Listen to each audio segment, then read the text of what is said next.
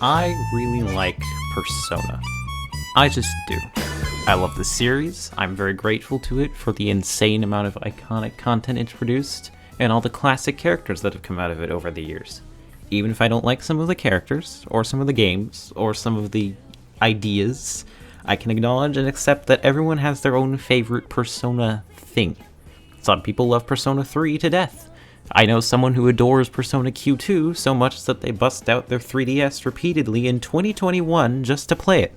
Some people believe Persona 5 Royal is better than Jesus. Some people are just really attached to one or two characters, and I even know some brave souls who are still standing the Persona 2 duology after all these years. Godspeed, you heroes. The world needs more people like you. But that being said, Persona 4 utterly confounds me. And the thing is, I can tell that it didn't have to be this way. This game is a frustratingly inconsistent experience that dwells more on the bad than the good for me. And, you are free to like this game if you want to, but I hear some of the stuff that people say about this game, and I genuinely wonder if we played the same game. Oh, but Sammy, the setting is so good, you may be saying. Fair enough. I will grant you that one. The setting is very good. But Sammy, the characters are so good. I will get to that later. I will get to both of these things later, as a matter of fact, because they're both kind of in service of the same thing. When you get down to it. I didn't want to make the title of this video so clickbaity, but that's really the best way I can think of to describe this game. If there can be such a thing as a good bad game or movie, like the infamous The Room, or any of the Star Wars prequels, let's be honest, then there can be such a thing as a bad good movie or game, etc. Those movies are enjoyable because they're just so fun to watch. Even if they're completely terrible, the end product is good in a strange way simply because of the charisma or how utterly manic or insane the entire package is. Persona 4 is the opposite of that. Even if it's technically better than some games out there, I still can't bring myself to like it very much, because the bad stuff in it is just so distracting that it completely takes me out of the experience. I can tell that there is a good game somewhere in here, but for some reason Persona 4 doesn't seem interested in showing that to me. I have to really work to make it show me stuff that I actually really enjoy about this game, which is a phenomenon you're going to notice me talk about a lot throughout this whole thing. I do want to make it clear, though, that this whole video isn't just going to be me bitching. Like I just said, there are parts of this game that I really do like. Some of them I like a lot. But obviously, yeah, this is going to be pretty negative. I didn't want my first video essay to be a negative analysis, but Persona 4 is such a frustrating game for me because I want to like it. I want to love it like the fandom seems to, but it's just terribly disappointing. And I can see that it could have been a not disappointing game to me. It literally makes me obsess over this game to a slightly unhealthy degree over the past year or so, and I need to put this out somewhere or it's going to make me lose my mind. Before we begin though, I feel like I should mention that Persona 5 Royal is one of my favorite games of all time, and I will admit that having played that will affect my opinion somewhat. That said, I'm going to try my best to explain why this game sucks all on its own. I want to judge this game on its own merits without making the entire video a comparison, but sometimes I just won't be able to help myself. However, to keep things fair, I'm going to limit myself right now to only being able to make 3 comparisons to Persona 5 in this entire video. Just 3. That's it. I swear on all my hearts and promise on the river Styx and whatnot. And I do realize it's not entirely fair to compare these two games because one came out 8 years later than the other, but it does show that Persona 4 really doesn't hold up today. And the fact that Sega ported it to PC in June of 2020 shows that they seem to believe it does, and that's just not true. I'm sorry. I also don't want to make this video a summary of the entire game with me just commenting on it occasionally, first of all because I don't think that's real criticism, but I also want to be more broad with my analysis rather than picking apart every little thing that bothers me, and there's a lot, but also because this game is really long, and if I was going to do that, we'd be here forever. So this video will assume that you at least know the general plot of Persona 4, like the characters who join and the general events and whatnot, as well as Golden, which is the version I played to capture footage for this video. And of course, that means there will be spoilers, so get out if you haven't played this 8-year-old game that just had a massively successful PC port, I guess. Wait, actually it's 9 years. I'm recording this half a year after the script was written. I know I sound like a complete stereotype for disliking Persona 4 while also thinking Persona 5 Royal is the pinnacle of the series, but whatever, man. I can't help what I like. But it also has to be said that, as a fan, it feels like you're not allowed to dislike any game but 5 sometimes. It used to be trendy to hate on Persona 4 for its lighter tone and low-stakes premise, but now that 5 is out, a lot more people have started praising 4, and now 5 is just getting thrown under the bus. I can guarantee you that in a few years, or decades, when Persona 6 comes out, there will be people who will shit on that game and start praising Persona 5 for the exact same things they used to criticize it for. That's just the nature of this fandom. Oh well, food for thought.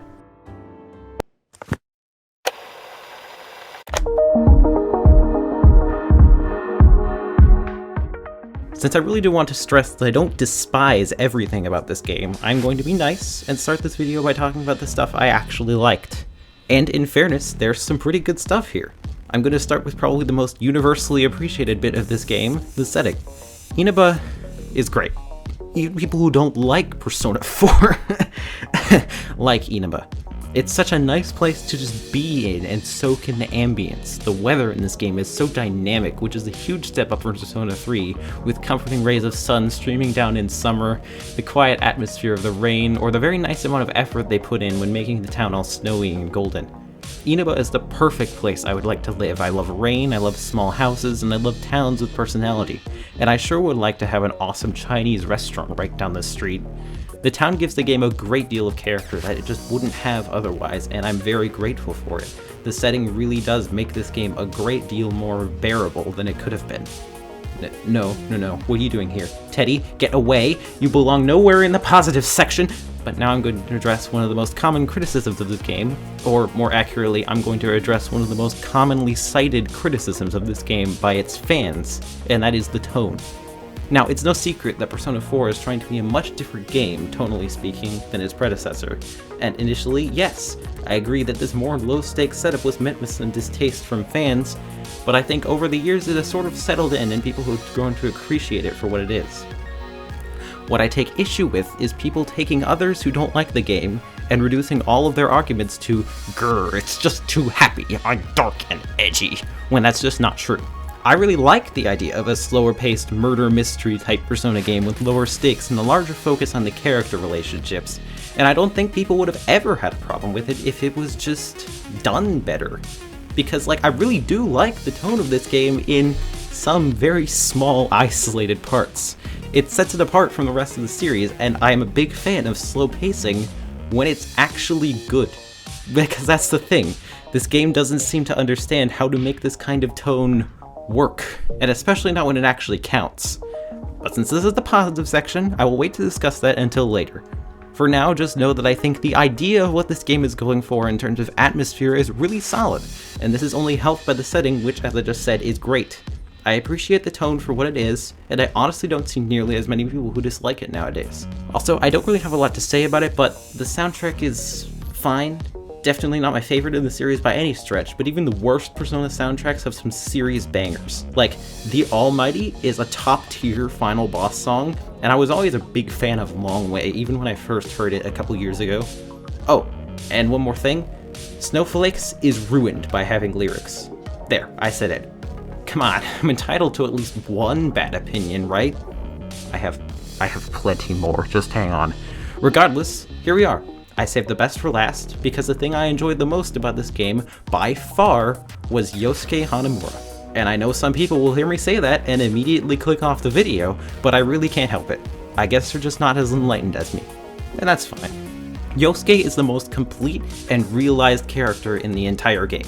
His development is fully believable, and the best part about it is that, unlike just about everybody else, his social link doesn't serve as his entire character development, but instead it's more like supplemental material that enhances his personal story and helps you relate to him more.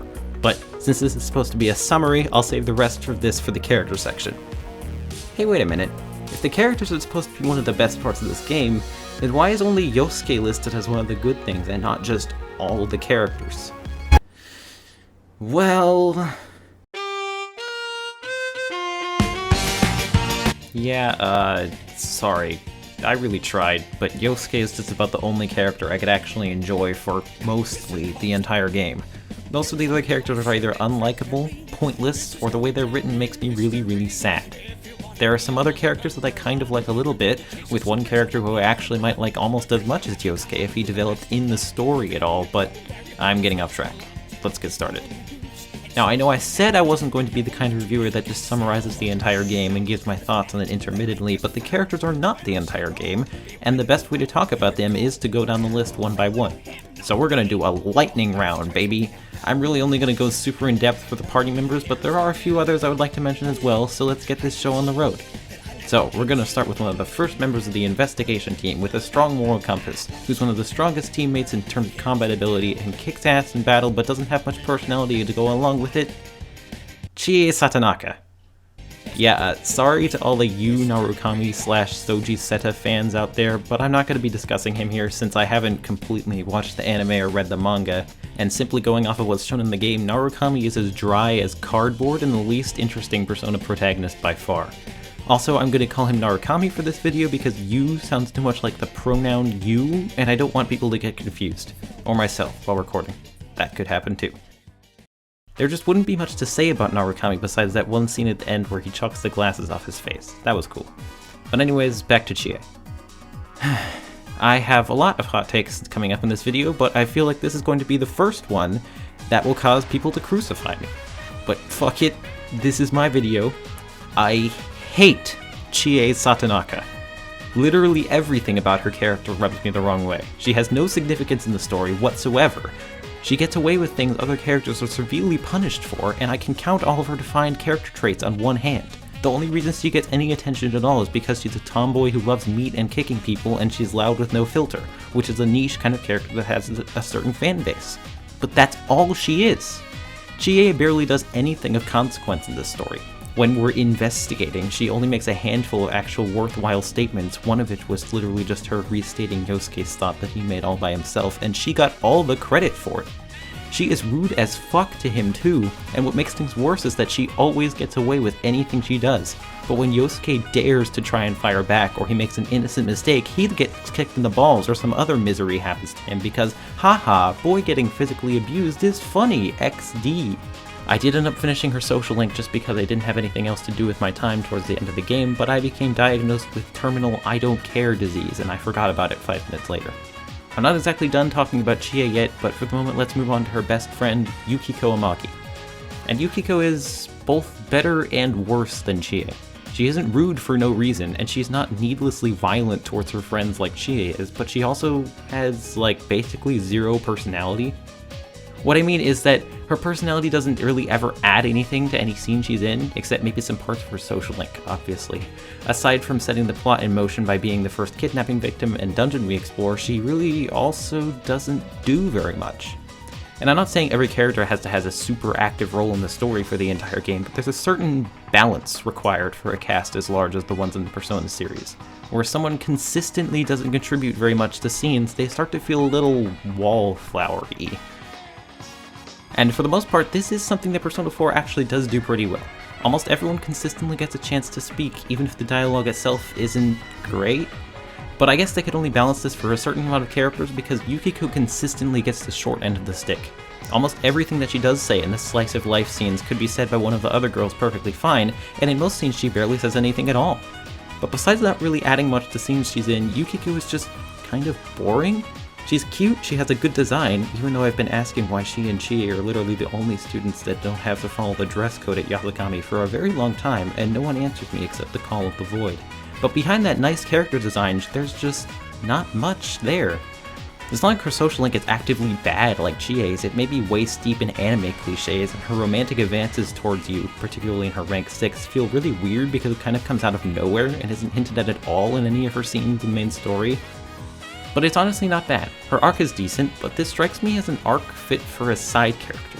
It barely relates to the main story at all, and it's overall so unmemorable that I didn't even bother to finish it. Yukiko is still hovering somewhere around rank 6 or 7 because I was just turned off by her social link and kept procrastinating on it. I do know how it ends though, and yeah, that's kind of a neat subversion to have her still decide to go back to the future she was born with now that she can accept it on her own terms. but it doesn't really change my opinion on the rest of the social link. I guess what I'm trying to say is that while Yukiko is probably a better character than Chie, I would much sooner spend time with Chie because at least the 3 character traits she has don't put me to sleep. And that brings me back to my biggest problem with these characters, the 2 of them together. The entire first arc of this game is about Yukiko and Chie's toxic friendship. Yukiko puts Chie on a pedestal because she believes that Chie can be her escape from a future that was just given to her with no other options, while Chie, unconsciously at first, starts to see herself as superior to the other girls at school, and she begins to delight in Yukiko's dependence on her. Before I get to talking about the bad part, I do want to say that this is actually a really compelling setup for drama. The almost parasitic relationship these girls have with each other is genuinely interesting, and I actually wish they had spent more time fleshing this out before each character's shadow self arrives on the scene. I'm not suggesting you make the game longer though, don't do that. Instead, they could have cut down on the exposition by cutting the very first visit to the TV world entirely. Almost nothing of importance happens in this scene, and Chie has absolutely no reason to be there. Have Yu and Yosuke enter the TV world by mistake, Yu gets his persona after finding the foreshadowing room, Yosuke faces his shadow, they meet Teddy, if they really must, and then they leave. This would drastically cut down on the time spent just fucking around. Obviously, there would have to be a little bit of retooling, but there's no reason to split these events into 2 different scenes, and the time saved could have been spent giving us 1 or 2 parts in the real world with Chie and Yukiko together on their own, which strangely doesn't happen very often, and hint at how their relationship is starting to go downhill. The reason I bring this up is that once the shadow selves of each character are dealt with in Yukiko's castle, that's basically it for this really interesting setup.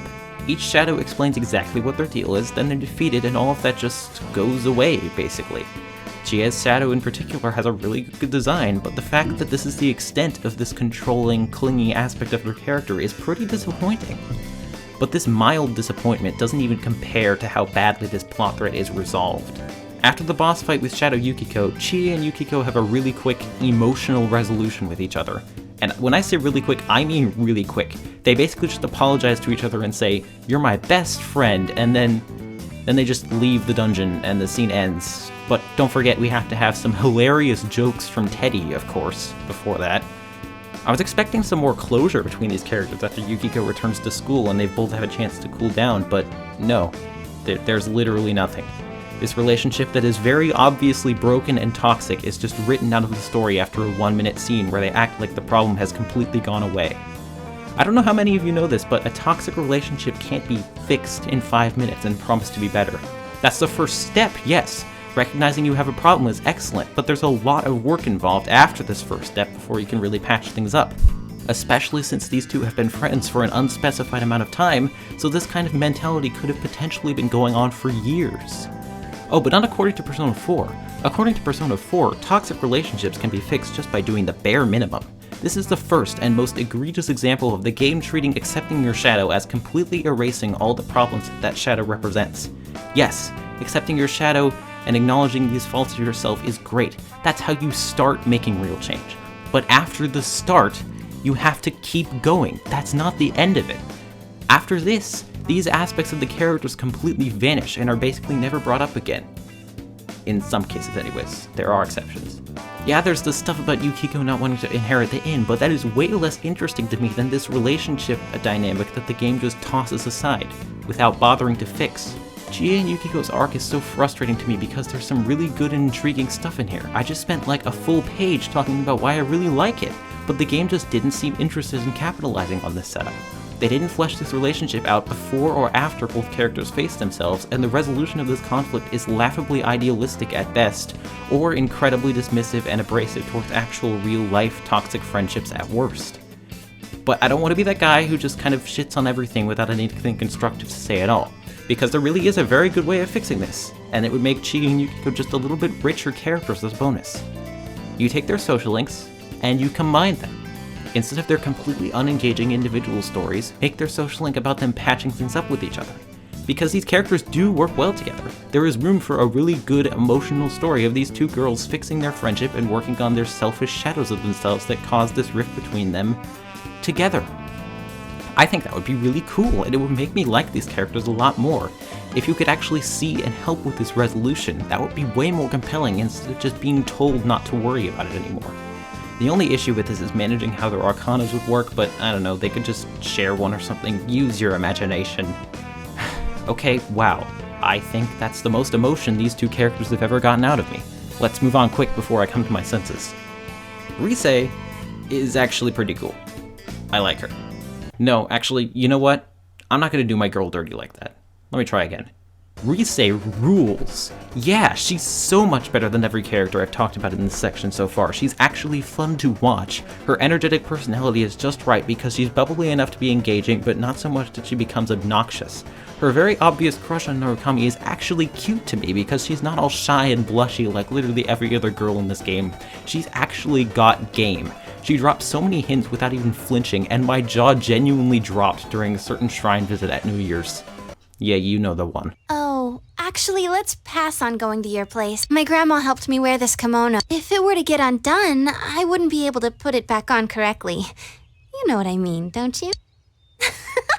Gotcha! Like, holy shit. I was not ready for that in the slightest. And yeah, I dated her, since she's the only romance option in the game that I actually like and would feel comfortable dating. She is admittedly not too helpful in the actual investigation for the most part, but she does occasionally say something that's both useful and actually in character for her specifically to think of, which I do appreciate a lot. What she lacks in detective work though, she more than makes up for in the TV world. I didn't want to go into gameplay for this section on characters, but Rise's navigation is such a key part of her role in the game, more so than combat is for other characters, that I have to include it here. To put it simply, Rise is just broken. This is a problem with the gameplay, which I'll get to later, but in terms of her character, Rise is a boss. She buffs everyone, powers them up, saves them from dying, she can help you in all of the attacks, and she can even bring Narukami back from beyond the grave, because she's just that powerful. Just stand Rise, that's all I'm gonna say. The biggest issue I have with her is that her social link, while it is definitely better written than most in the game, and it deals with her shadow-related struggles in a very believable way, I kind of don't agree with how it ends. She's perfectly happy quitting show business and having a normal life in Inaba, but then this asshole manager literally manipulates her and makes her feel horrible for leaving her life behind, to the point where she starts to cry, and then she just goes back to being an idol at the end?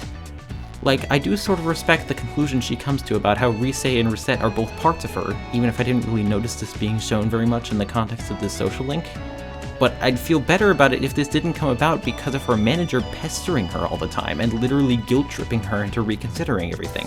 Like, sorry that I'm not completely cool with a teenage girl who wanted to get out of this industry volunteering herself again to be sold as a product. But Rise as a character at least remains consistent personality-wise, and is always enjoyable through the whole story as well as her social link. Like, she's a very good character, especially by this game's standards, but she's just shy of being truly great. Overall, a great breath of fresh air once she arrives on the scene. Teddy, on the other hand, is a very interesting character, because everything about him is a complete piece of shit. This stupid fucking guy in a stupid fucking suit makes every stupid fucking scene that he's in worse, and I never laughed once at anything he did. I do feel a tiny bit bad at how much I hate him, because he seems to get a lot of flack from the community already, but holy shit, it is so deserved. Oh my god, I can't stand this fucking bear. Teddy is so dumb. That's the best way to put it. He's an idiot, he's weirdly horny at every opportunity, his suit is weird as fuck, and his human form, while pretty, is... wait a minute. Human form? If he has a human form, then why does he stay in the suit 50% of the time? I was waiting for the entire game for him to take it off for good, but nope. It is so distracting to see him wearing this suit in the real world. At this point, why give him a human form? It doesn't add anything to the story if he's just gonna stay in his fucking suit regardless. That's another thing about Teddy that frustrates me. He is such a bizarre character in terms of the lore of the series, which is mostly established by the same fucking game that he's introduced in, and yet they barely explain him. I get that this is a part of Teddy's struggle, that he doesn't know who he is, but when it's revealed that he's a shadow, that just raises more questions than answers. How does a shadow have a persona? They just handwave this by having Igor say, "IDK bro, it just sorta happened, lol." Why is Teddy the only shadow to evolve a personality like this? Why the fuck did he take this stupid-ass bear suit form to make people like him more if he had literally never met a single human being before the Three Stooges over here? Who's gonna appreciate that bear suit in this world? The other shadows? Yeah, good fucking luck with that, buddy, because none of the shadows here seem really interested in making friends. So much of Teddy's lore is either non-existent or the way it's explained is really stupid.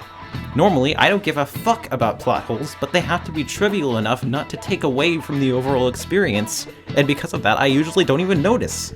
This stuff about Teddy really takes away from the overall experience. I definitely noticed this.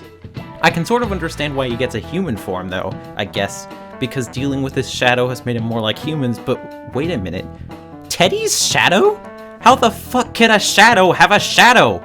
Is this some sort of Inception type shit? What the fuck is happening here? I feel like I'm losing my mind. It honestly feels like this part of Teddy's arc was written in a completely different dimension from the one he has at the end of the game. Oh yeah, that's a bit important. Teddy has 2 arcs. Leaving aside the fact that they're both basically the same, the game is so self-indulgent with them. Not only does it take an excessively long time to get them both over and done with, all the characters give Teddy way too much credit, and he even takes away from the spotlight of the real main character of the arc he's usurping. Not entirely unlike some other arc with the mascot character from a following game that will not be mentioned because I don't want to use one of my 3 companions on something so trivial.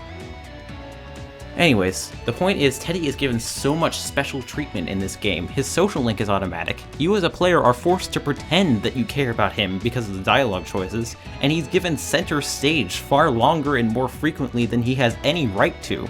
And there's this one part where he makes a joke at Yosuke's expense after he says something genuinely heartfelt and emotional towards the end of the game.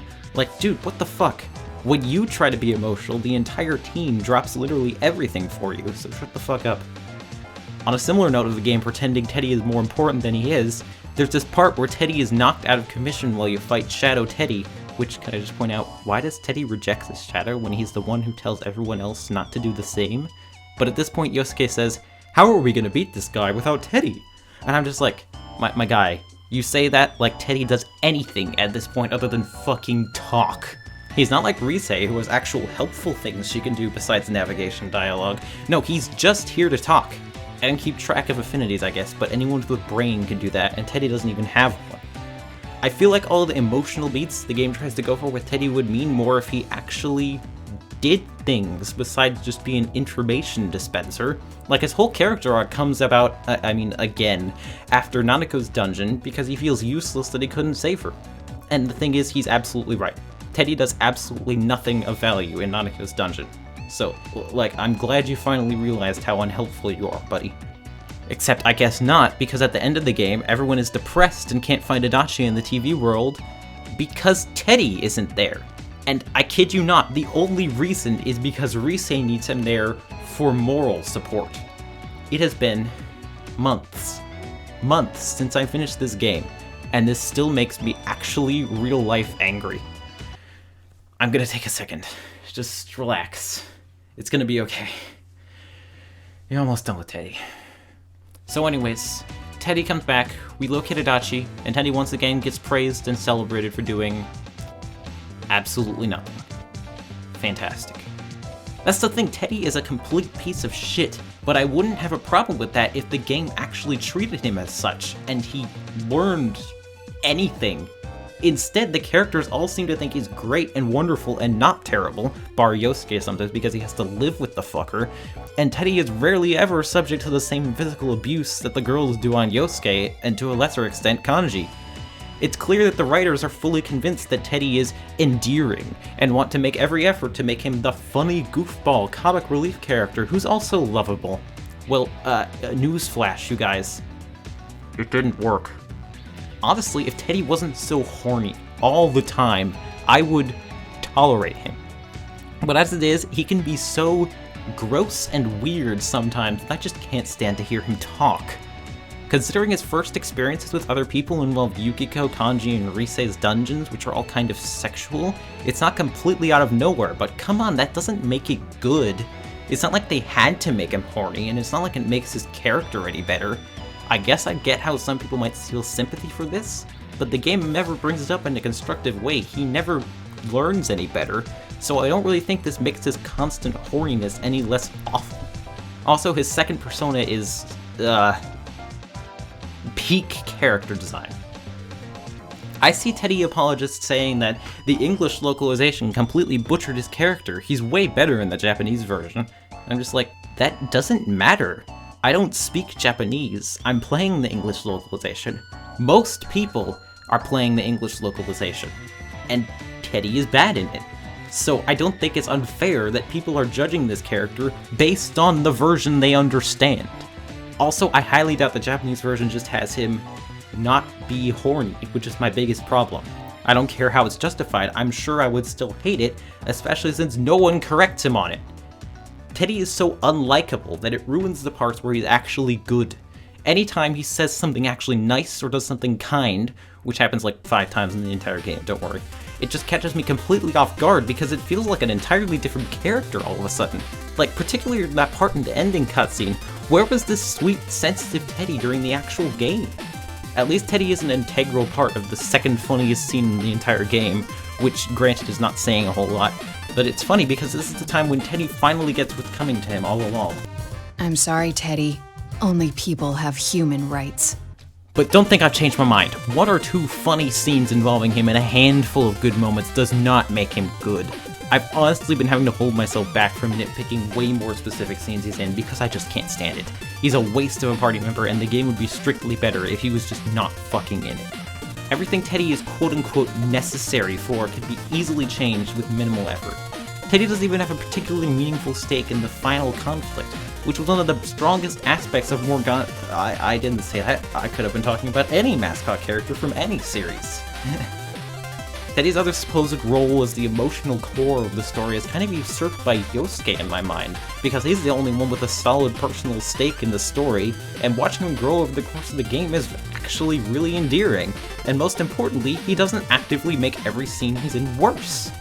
Oh? What's this? Do my eyes deceive me? Is this an actual good character? Actually, no. It is an amazing character. Yosuke Hanamura is the best character in Persona 4 and it's not even close, especially among the party members. I think he's the best friend character in the entire Persona series because his bond with Narukami is completely believable. I totally buy that they're best friends because their relationship is either strengthened or illustrated in almost every scene they're together in. That was the biggest issue with Junpei for Persona 3, because if you chose the male protagonist at least, you don't get to have a social link with them. And so later when the game treats you like your best friends, it doesn't feel quite right, because you and him have barely connected on a personal level. Yosuke does not have this problem. Not only does he call Narukami partner, and not appreciate what anyone else does so, which is just really cute, but he was also the first real member of the investigation team, was the only human being to watch Narukami receive his persona, and Narukami return the favor later on. And not only this, but Yosuke's stake in the plot and role in the story is probably the most understandable and believable in the entire game. He is literally the only character in the entire team with a personal tie to the murders that happened before the plot started, and before Naoto arrives on the scene, he's like the only one who actually seems to use his brain. It's so bizarre how poorly he's treated by everyone, because Yosuke does way more for the team than all the others combined. He was the one who pushed them to get the scooters, he organized the beach and ski trips, he's always the one obviously trying the hardest, he doesn't get sidetracked easily. I honestly would love to see a part of the game where Yosuke has to go on like a trip with his family for a week or something, and back in Inaba absolutely nothing gets done in the investigation team without him. I think that would be absolutely hilarious and also a very good way to show how important Yosuke is to the team. But then again, that would require the writers to actually respect him, so I guess we're not going to do that. And like I said at the beginning of this video, the reason Yosuke has the best social link in the game is because it doesn't start and end his character arc. For example, have a really good social link, but for all intents and purposes, it's basically a 10-scene character arc that's completely self-contained and doesn't really make the larger story any better or more complex. Most social links are like this in every game, to be fair, but that's exactly what makes Yosuke's so special. The reason Yosuke's social link is so fresh is because it provides background and supplemental material for his character arc that takes place in the story. We learn more about him and his motives for this investigation, and we get some great context for how he feels about Saki and the killer, and his relationship with Narukami, all of which are important later on in the story. It's just really good. I wish more social links were like this. But what really puts Yosuke over the top is this scene. All we have to do is push him inside the TV. That's it. We do that one thing, and this is all over. This scene is fucking insane. Yosuke is literally begging you to let him murder the guy everyone thinks is behind the killings. Yuri Lowenthal's performance literally goes too hard for the dialogue portraits, and it's a really amazing moment for Yosuke as a character. Time and time and time again, this man who he believes killed his almost girlfriend has slipped away from them, and he is not going to let him get away yet again after he killed his best friend's little sister. The fact that Yosuke is so angry, not just at Namatame, but also the team for trying to shut him down, makes this a really strong moment for him as a character, because this is, like, the only time the team ever disagrees about anything, basically. And that self-confidence is a sign of his role to come in the story.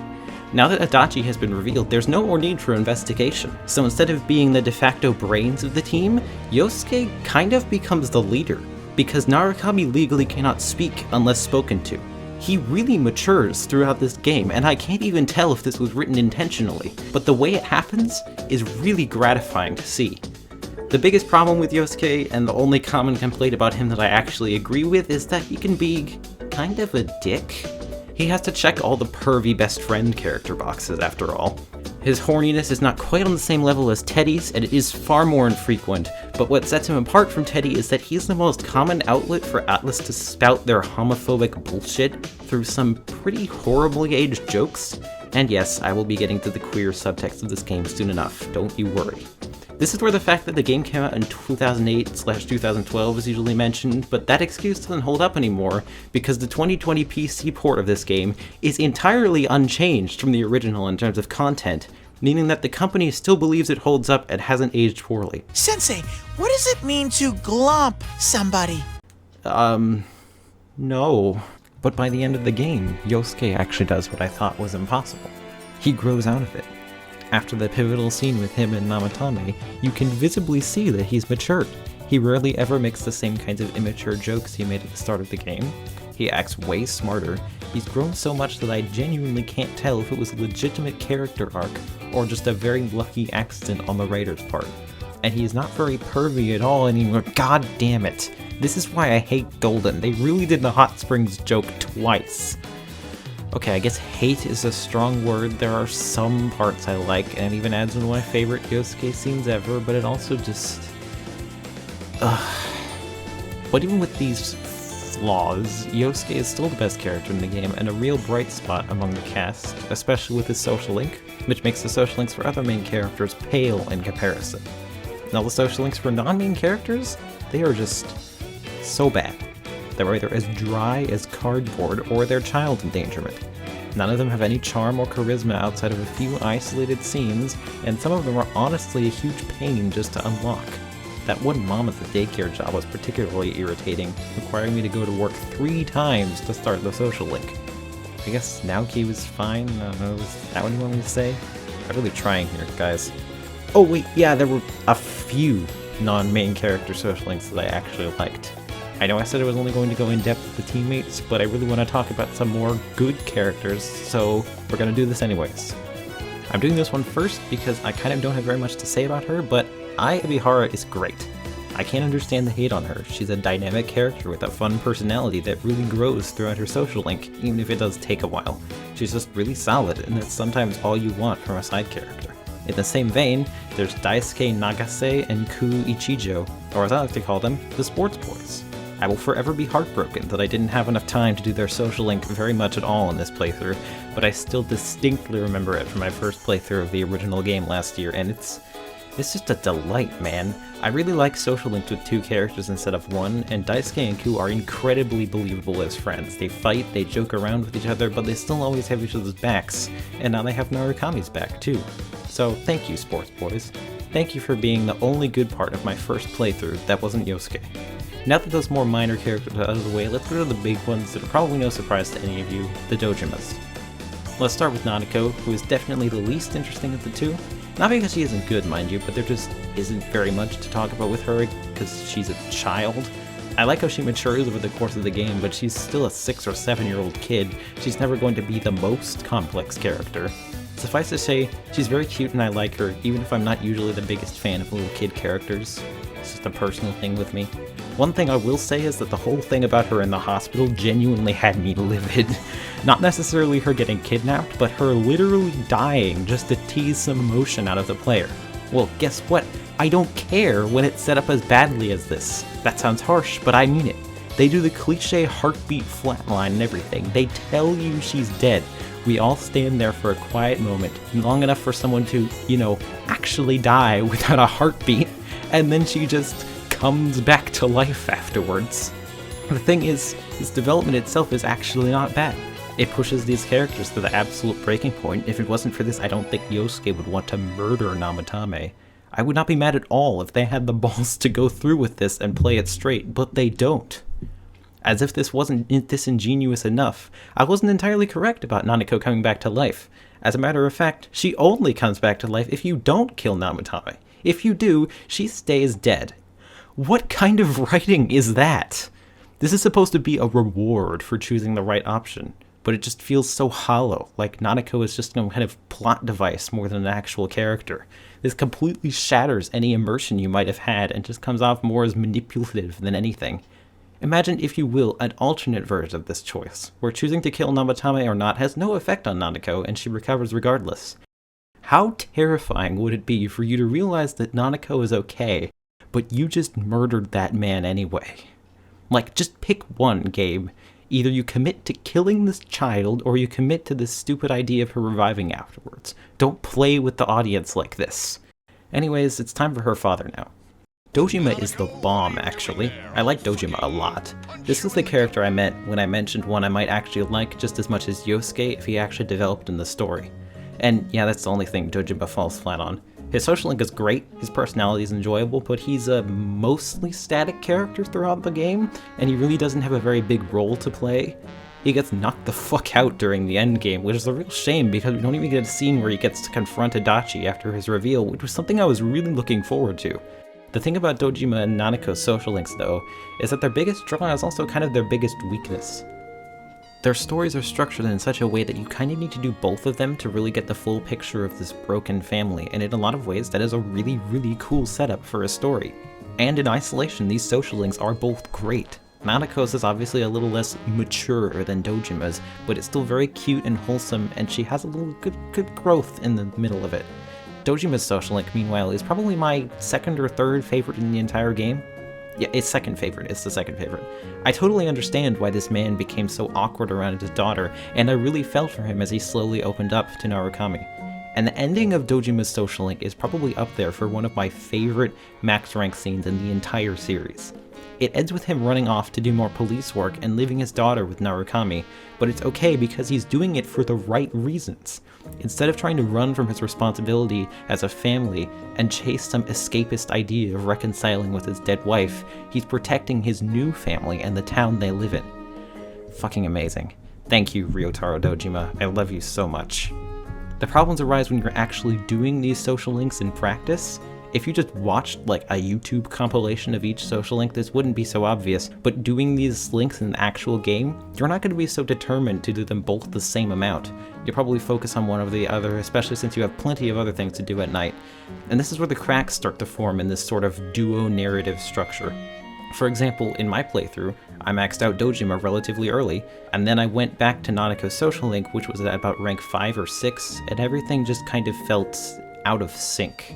Because of the way the story develops in Nanako's social link, she was all of a sudden acting very differently from the way she had been in Dojima's social link, because the story requires her to be resentful of her dad's job, even though we sort of already moved past that in Dojima's social link. But it wasn't just her, even Dojima was acting a bit out of character as well. He had sort of regressed back into being kind of inattentive and awkward around his daughter. This stopped once I maxed out Nanako's social link, of course, but the fact that these jarring shifts of character can happen is a real shame because it pulls you out of the story. The emotions I felt from the resolution of Dojima's social link were lessened a little bit because everything seemed like nothing had changed back in this social link, and it made the whole experience ring hollow. I admit this is kind of a nitpick though. It's noticeable, but it doesn't necessarily make each social link on its own any less good. It would have been cool if they had actually taken progress on the other family member's social link into account when doing these scenes, but that's just a pipe dream of mine. Oh yeah, and there's Marie. She's in a bit of a weird spot because she's not actually a party member, but the game wants you to be just as attached to her as the other teammates, so to the end she goes. And I'm gonna be honest, you guys. I've seen the hate. I've seen the complaining. I've seen all that stuff, and I really, really like Marie. Like I said, there's a lot of unorthodox takes in this video, and if my opinion on Chie didn't get enough people to leave, this certainly will. But here's the thing. I like Marie, but that doesn't mean she's good in this game, if that makes any sense. Let me explain. Marie's character design feels like a character from Persona 5 took a wrong turn, and it's a little out of place with the rest of the cast in this game, but it's cute, so I don't mind. Her personality is definitely very tsundere, but her connection to Narukami is believable enough that I think it works. This is accomplished through unusual dialogue from her that sells her unfamiliarity both with the world and how to connect with people. It makes her prickliness understandable, and the scenes with her and Narukami alone are actually really quite funny because of this. Wholesome. It's the scenes when they aren't alone where I start to have problems. When the rest of the investigation team starts showing up, it gets a little messier. Her relationship with them aren't the problem. She actually plays pretty naturally off of everyone, but it really shows just how disconnected she is from this story. She lives in the Velvet Room, which is a place that is, by design, almost completely detached from the main conflict of the game, and she just sort of hangs out there. She never comments on what's going on outside, except for the very, very end of the game. She just has no stake in this story. So when she's shown hanging out with the rest of the team and being all best friends with everybody, it doesn't feel realistic or earned, because if you think about it, she just doesn't belong here. That's not me hating on her, it's just true. She knows almost nothing about the case, she's not really a part of the investigation team, but she's almost treated like she is here. Except when her social link scenes end, then the group just goes back to acting like they don't know her at all, and they never mention her ever outside of these scenes. Them showing up to help her with stuff about her memories is fine enough, I guess, but it just doesn't feel right. The game is acting like Maria's best friends with everyone, but she's really only close with Narukami. The rest of them don't know her at all. There's an incredibly simple solution to this. Make Marie a party member. I was honestly shocked when I did more research into Golden a couple years ago and found out that she wasn't playable, because that just seemed like such an obvious thing to do. It's absurd how many of my problems with her are fixed by just doing this. She would have a greater connection with the entire cast, not just Narukami. She would have a real stake in the plot and maybe some interesting things to say about it, and maybe she'd be able to grow on the players who just dislike her personality. And the ultimate persona of the Aeon Arcana, Kaguya, fits Marie so perfectly that it has me half convinced Atlas was thinking about making Marie a party member with Kaguya as her persona, but chickened out because they didn't want to take a big risk when adding to this game that sold really well. Obviously it wouldn't be easy to make this work, but if we start excusing bad parts of games with, well, it would have been hard to make it work, then Bethesda would own the industry. But almost none of that matters in the face of her rank 9 social link scene. Full stop, this might be my single favorite scene in the entire game, and it's on the list of my favorite scenes in the entire series. The background scenery on this hilltop is as beautiful as ever, the music is enchanting, the voice acting is great, and I love the conclusion Marie comes to that she doesn't need her old memories as long as she can make more here in Inaba. That's honestly incredibly moving, especially considering how long it's taken her to get out of her shell. The fact that her memories have been the driving force behind most of her social link, and her just throwing them all away because she knows she doesn't need them to be happy, it's kind of beautiful. Looking at this scene on its own, it kind of makes me upset that she ends up getting her memories back later on anyways. Like, why did they ruin this quiet, moving resolution from her? Like, just like with a certain other part of this game, this really good thing is retroactively basically ruined when you play the game again, or if you just got spoiled like I had. But then after her social link ends, nothing. Marie basically just doesn't exist until the end of the game. So this really wonderful moment just sort of fades away because there isn't a bookend for it. And if you max out her social link really early, as I did, you won't hear anything from her again until January, unless you want some skill cards, which suck in this game anyways. Atlas wanted a cute new friend for the team to sell Golden, but they didn't want to put in the work. So in the end, this perfectly good idea for a character ended up almost wasted, and she's now hated by a large majority of the community because no one wanted to take a risk when re-releasing a beloved game. Great fucking work, you guys. I'm sorry, Marie. You deserve better. Huh, it's strange. This section title made it sound like I hated the characters in this game overall, but looking at this, It seems I had more to say about the good characters than the bad. So maybe it's more of a mixed bag. Gee, it sure is lucky this game didn't have, like, 2 more characters that were disappointing, or else my opinion on these characters as a whole might skew more towards the negative side. I feel like I forgot something. No, not just something. 2 somethings, actually. But what could they possibly be? Huh? I have a strange chill up my spine. Like there are 2 main characters missing, which are both very enjoyable and worthwhile in their own right, much more than most of the others in the game, but horrible queerbaiting and inconsistent character development is holding them back, almost like... Oh no.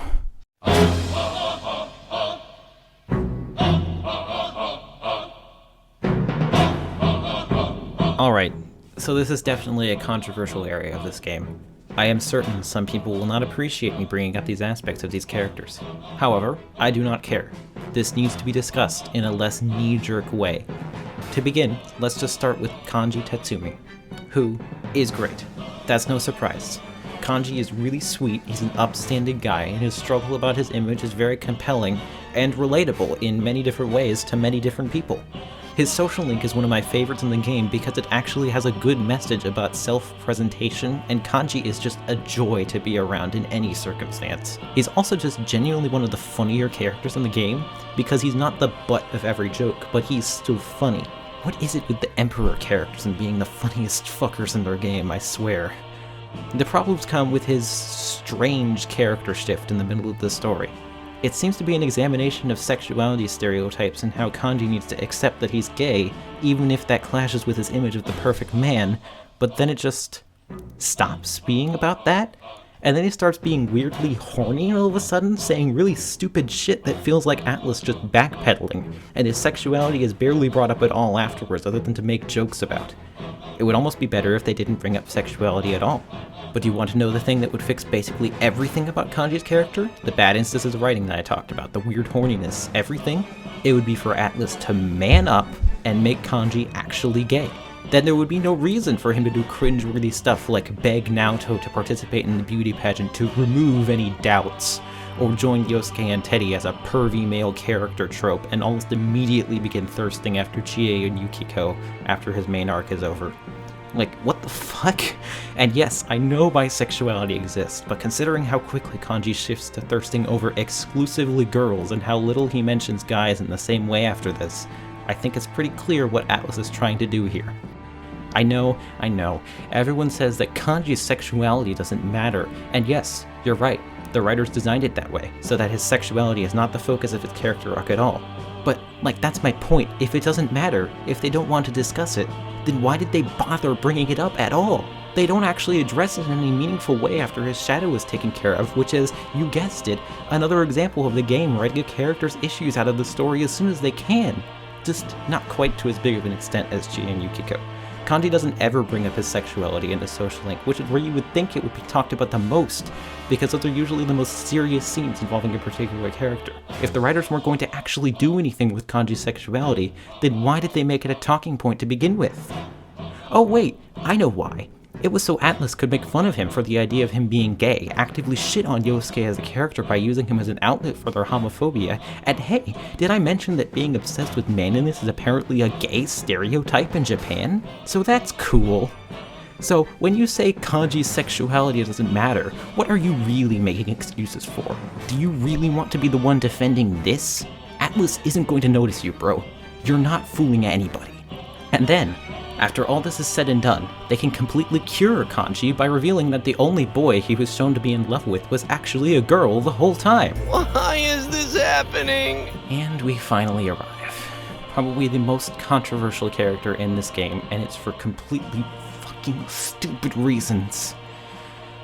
To be upfront, I'm going to refer to Naoto Shirogane using they/them pronouns for this entire video.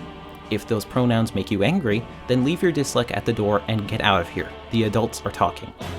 As well, I will delete any comments that discuss Naoto's gender. That goes for all of them, by the way, whether you're defending them being a boy or a girl, trans or not. I would normally never do something like this, but for some reason the Naoto gender debate brings out the absolute worst in this community. Regardless of intention, there will always be horrible people sneaking their way in there, and I'm not going to provide a platform for this insane debate to continue.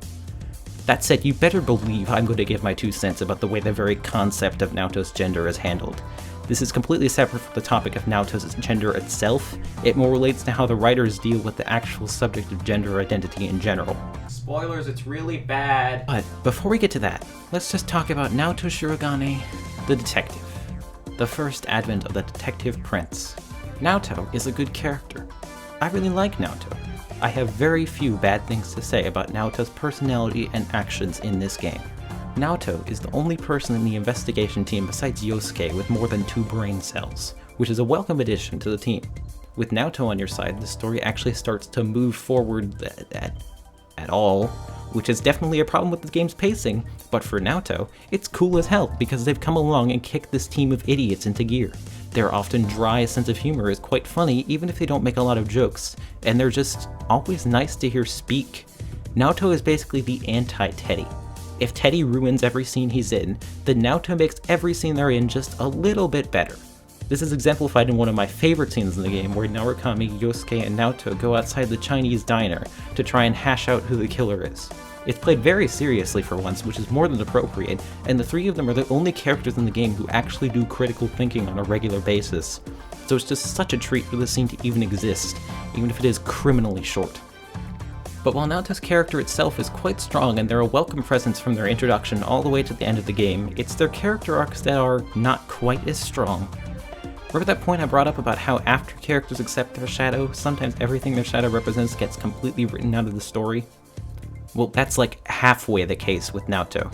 They do kind of struggle with their gender after this in their social link, but contrary to popular belief, Shadow Naoto is not exclusively defined by their trans coding.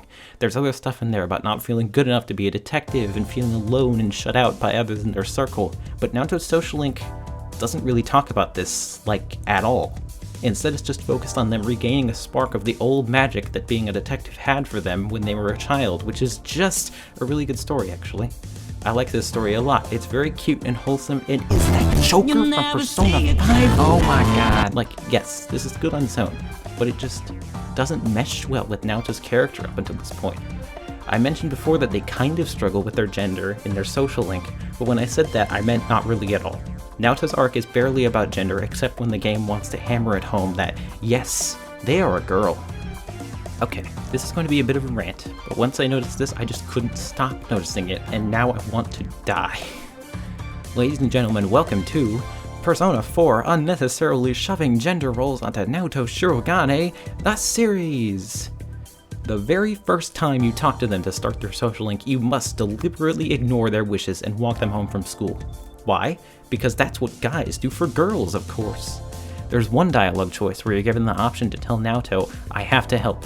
You're a girl, which is just painful and embarrassing.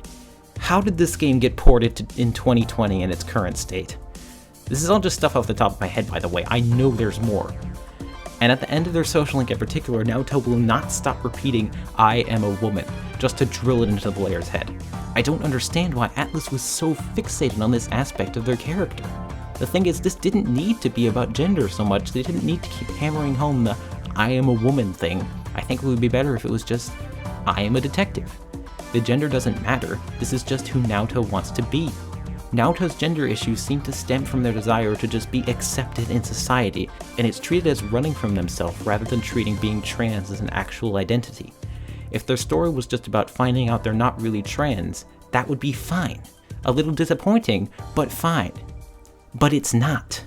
Instead, their story is about erasing the idea that being trans was ever a valid option for them at all, and making sure that fans know, yes, she is a girl, no need to feel weird about dating her.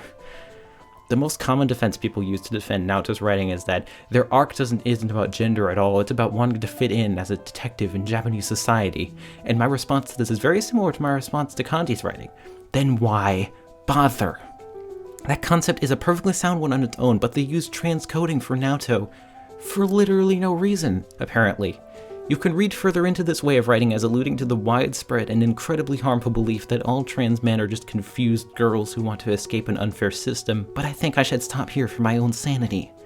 The point is, you cannot handwave Naoto's trans coding, nor can you just dismiss it as a coincidence or Japanese culture.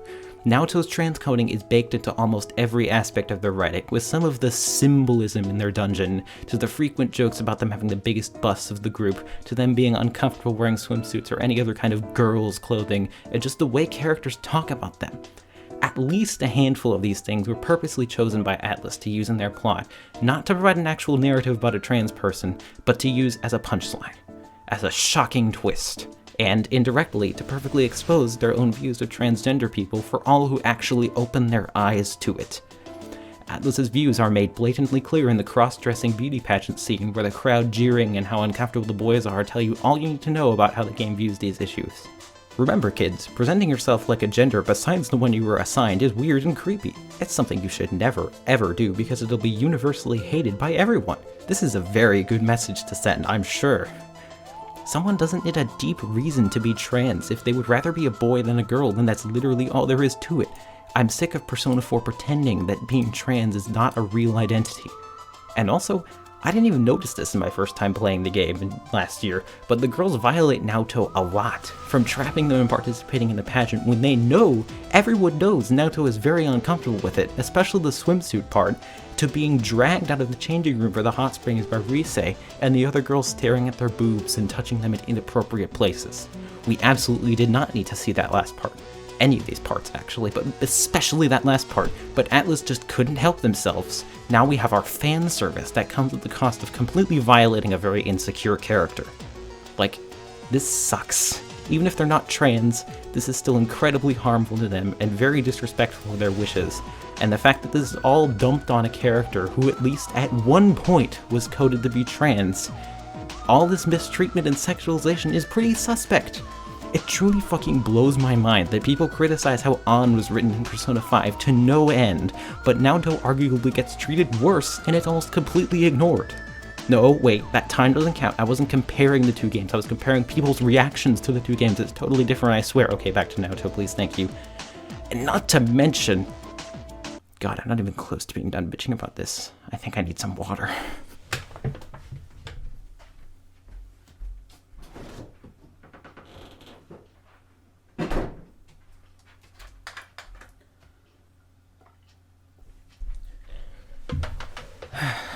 And not to mention the complete and utter shit show that crops up if and when you date Naoto. Remember when I said that Rise was the only romance option of the game that I actually liked and felt comfortable dating? Yeah, this was what I meant. First of all, to even be eligible to date Naoto, you have to pick specific dialogue choices earlier in their social link, which is completely exclusive to Naoto. No other social link requires you to do this in order to date them. This is already a red flag that the game isn't interested in allowing you to inject your own imagination into the relationship with Naoto. The game has one narrative for this romance, and it is going to shove it down your throat or else lock you out of the romance option entirely, out of pure spite. The actual choices you have to make, though, are where things really get bad. In Naoto's rank 6, instead of saying the far more supportive and reassuring your gender doesn't matter, if you want to date Naoto, you must tell them, I'm glad you're a girl. This reinforces the idea that the game wants Naoto to be your girlfriend specifically. It's not going to allow you to use your imagination to any capacity. And not only this, you have to protect them from the supposed attacker with a knife that is definitely not Joker from Persona 5. You can't offer to fight alongside Naoto, nothing like that. You must do the stereotypical good guy saves the girl from danger move if you want to date them. Not only is Naoto probably way better at fighting in the real world than Narukami is, but this also completely shoves aside Naoto's independence, which is one of their strongest character traits. Or at least, it was, before Atlus did terrible things to it. This is my biggest problem with Naoto's romance. It makes Naoto completely dependent on the approval of Narukami, who need I mention is a cisgender boy, and not their own feelings to be comfortable with themselves.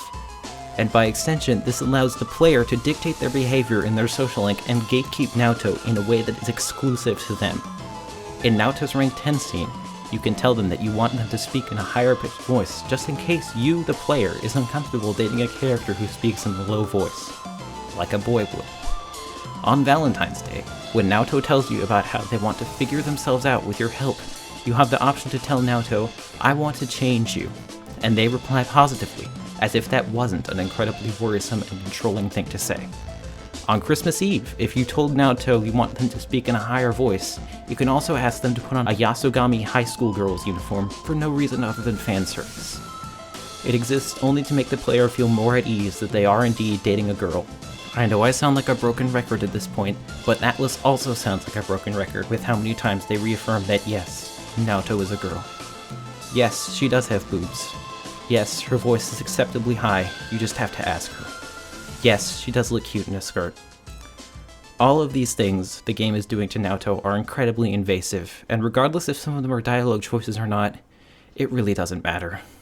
The point stands that the player is given the option to be incredibly controlling and invasive towards a character who, at least at one point, was coded to be transgender. The fact that the trans-coded character is the only one who requires specific choices to romance, and the fact that they're also the only one who you're allowed to control in this way, just serves to drive the point home further. I read a fantastic article about a year ago, which will be linked in the description, and it perfectly describes the issue in a single sentence, far better than I ever could. While the wrong answer for everyone else is rejecting their truths, the wrong answer for Kanji and Naoto is diverting from cis heteronormativity. And that's exactly what I'm trying to say here. I don't want to whine about the fact that Kanji isn't gay or that Naoto isn't trans, even though I'm certainly disappointed that that's not the case. I could go into how the queer fans in this community have had to reclaim these characters as trans or gay, and they have every right to do so, even though they get attacked constantly by other fans who hate fun and love defending Atlas. But that's not the issue here. Well, that last part is, about the attacking, but we simply don't have time for me to get on the soapbox and preach to the fandom. I mean, more than I already am, let's be honest.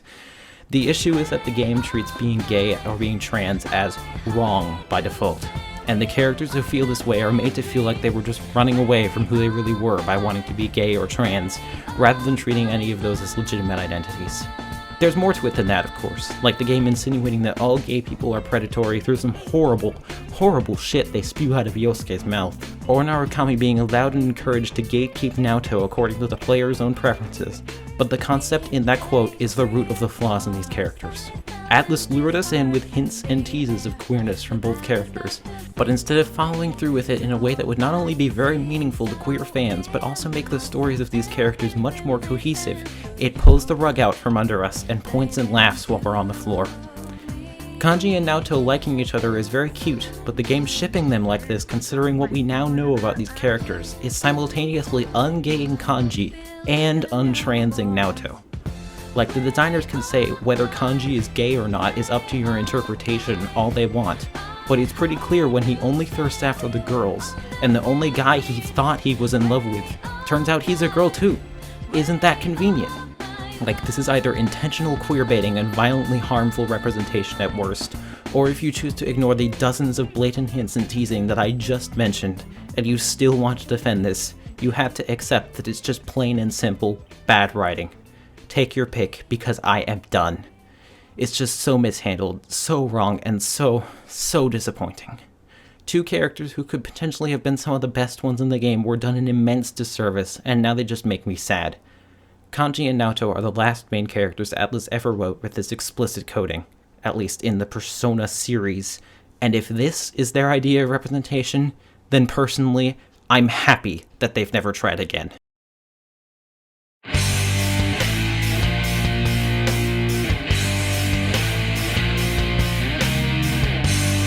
Now, for most people, the actual gameplay of these games is kind of secondary to the social sim elements and the story. And while it is true, the story and writing is definitely more critical to the game's working, I also think the dungeons and combat of Persona games are really, really important. If the gameplay isn't good, or at least passable, then all the social elements fall flat because they're meant to feed into the gameplay, and if the gameplay isn't good enough to warrant that, everything would just fall apart. With this kind of lead-in, you're probably expecting me to say Persona 4's gameplay is awful, right? Well, no, not really. Like most things in this game, it could be really good, but it's plagued with issues and bad execution that drags the whole experience down a lot. And the biggest underlying issue with the gameplay of Persona 4 is that the dungeons are terrible. I honestly think Tartarus is better than this, because Tartarus had a reason to be overly long, and it was at least more interesting than just endless hallways. And when you're saying that Tartarus is more fun than something, you know that shit's gotten bad. It's incredibly obvious that the dungeons were not where the budget went. They're all the same, most of the enemies are really lame and dumb looking, and most of the dungeons aren't even that visually interesting. Some of these dungeons try to shake things up with puzzles, so to speak, but they never transcend the pseudo-procedurally generated layouts of the dungeons they're in, so they don't change that much, and they just feel like they were designed to frustrate the player and waste your time, particularly Mitsuo's camera switching gimmick, and Naoto's ID card thing that just made you backtrack once and go back to where you already were. The endless hallways are so boring, and every dungeon is far too long. The length of a dungeon is meaningless if you're basically doing the same thing over and over again. The best part of Persona 4's combat is that it's Persona combat, which is as timeless and enjoyable and inherently fun as ever. Party-based combat with weaknesses and one-mores is always fun, and Persona Fusion did have some great improvements in this game, particularly Golden, but this whole package suffers because of how many layers this game strips away, presumably in an effort to be more approachable. Now, I have no problem with games being made more accessible difficulty-wise. Everyone's a new player at some point, after all. I have no issue whatsoever with easy games. The problems I have arise when the game starts to feel brainless, rather than just accessible. If you make your game take very little thought to play, then yeah, more people can beat it, but will those people even have any fun? As many people have already pointed out, physical is absolutely fucking busted in this game. Condensing the physical skill tree down into one element rather than several was honestly one of the worst things this game could have possibly done. Because so few enemies are resistant to physical, brute forcing everything with physical attacks is probably the most consistent and viable strategy in the game. And this is on top of there only being 4 real element types. Light and Dark don't count because insta-kills are almost always terrible, and Almighty is kind of just its own thing. The fact that they still keep the number of affinities as low as Persona 3's while removing the different physical elements makes this game just stupidly simple in terms of the skills to use, and an objective step backwards from the previous game. I'm not necessarily saying we should go back to Persona 2 and have too many skill types to count, but this is not the greatest. Not to mention that having or using any kind of status effect skills is basically worse than useless. It's almost never worth using ailment skills that barely ever even work instead of just attacking the enemy and dealing damage. The idea is there, but they never amount to anything other than you occasionally get to waste an enemy's turn, and that's it. As a result, getting a new party member isn't very exciting because they don't really feel all too different from each other. You can't just settle for giving characters different skills. In an actually good RPG, the skills are carefully curated to give each character a specific niche that no other character could truly replace, like making one character a dedicated healer, another character being an off-healer with some magic attacks, different kinds of tank, the archetypes go on. Now, in Persona 4, for an example, pretty much the only thing that separates Chie and Kanji is power charge. They're almost the exact same archetype as strong damage-dealing characters with weak magic stats and low accuracy, with only a very slight difference in their buffs. And even Kanji gets power charge in Golden, so fuck me, I guess. You can customize your team slightly, but also not really at all. See, one of the better gameplay changes in Golden is the ability to go on bike dates with your teammates to give them skills they couldn't normally get otherwise. It's a bit strange that you get these by going on bike dates, but no less strange than getting them by drinking cool drinks at a jazz club. And no, that one doesn't count either. The problem is that instead of getting to choose from a pool of skills that everyone could potentially get, and let you pick which skills to give to which character, each character has their own separate list of bike skills that only they can get, and every time you go, they just get another one. It doesn't feel like I'm specializing my build or whatever, it just feels like I'm giving them a slightly bigger learn set. The other problem with this mechanic is that these skills are mostly really terrible. Like, for almost every character, they're either all completely worthless, like for Yosuke, or have one half-decent skill at the very end of the list, like Mind Charge for Yukiko. But then there's Naoto.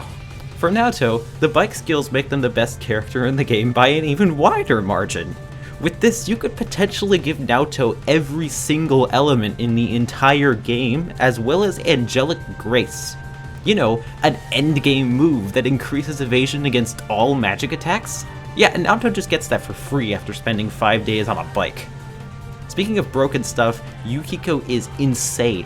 For some reason, the designers thought, hey, you know what would be a great idea? Let's make the best healer in the game and the best dedicated magic user in the game the same character. We're so smart. No, Persona 4, this isn't smart. Yukiko literally outclasses Teddy in terms of healing. Teddy, the support character. And she's the only one with a 3rd tier Persona ability that's actually a magic attack. One that becomes ridiculously strong because she gets Fire Amp and Boost. And of course Mind Charge if you do her bike skills, because why not? And since this game isn't done being ridiculous, let's talk about Rise for a minute.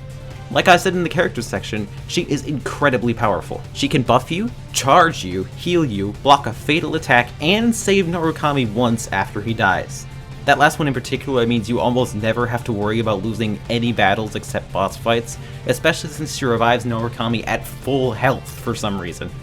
It's like a free enduring soul, but you don't have to have a specific persona for it. Not to mention that for some reason she restores HP and SP for all party members after the battle, and it's like a very significant percentage.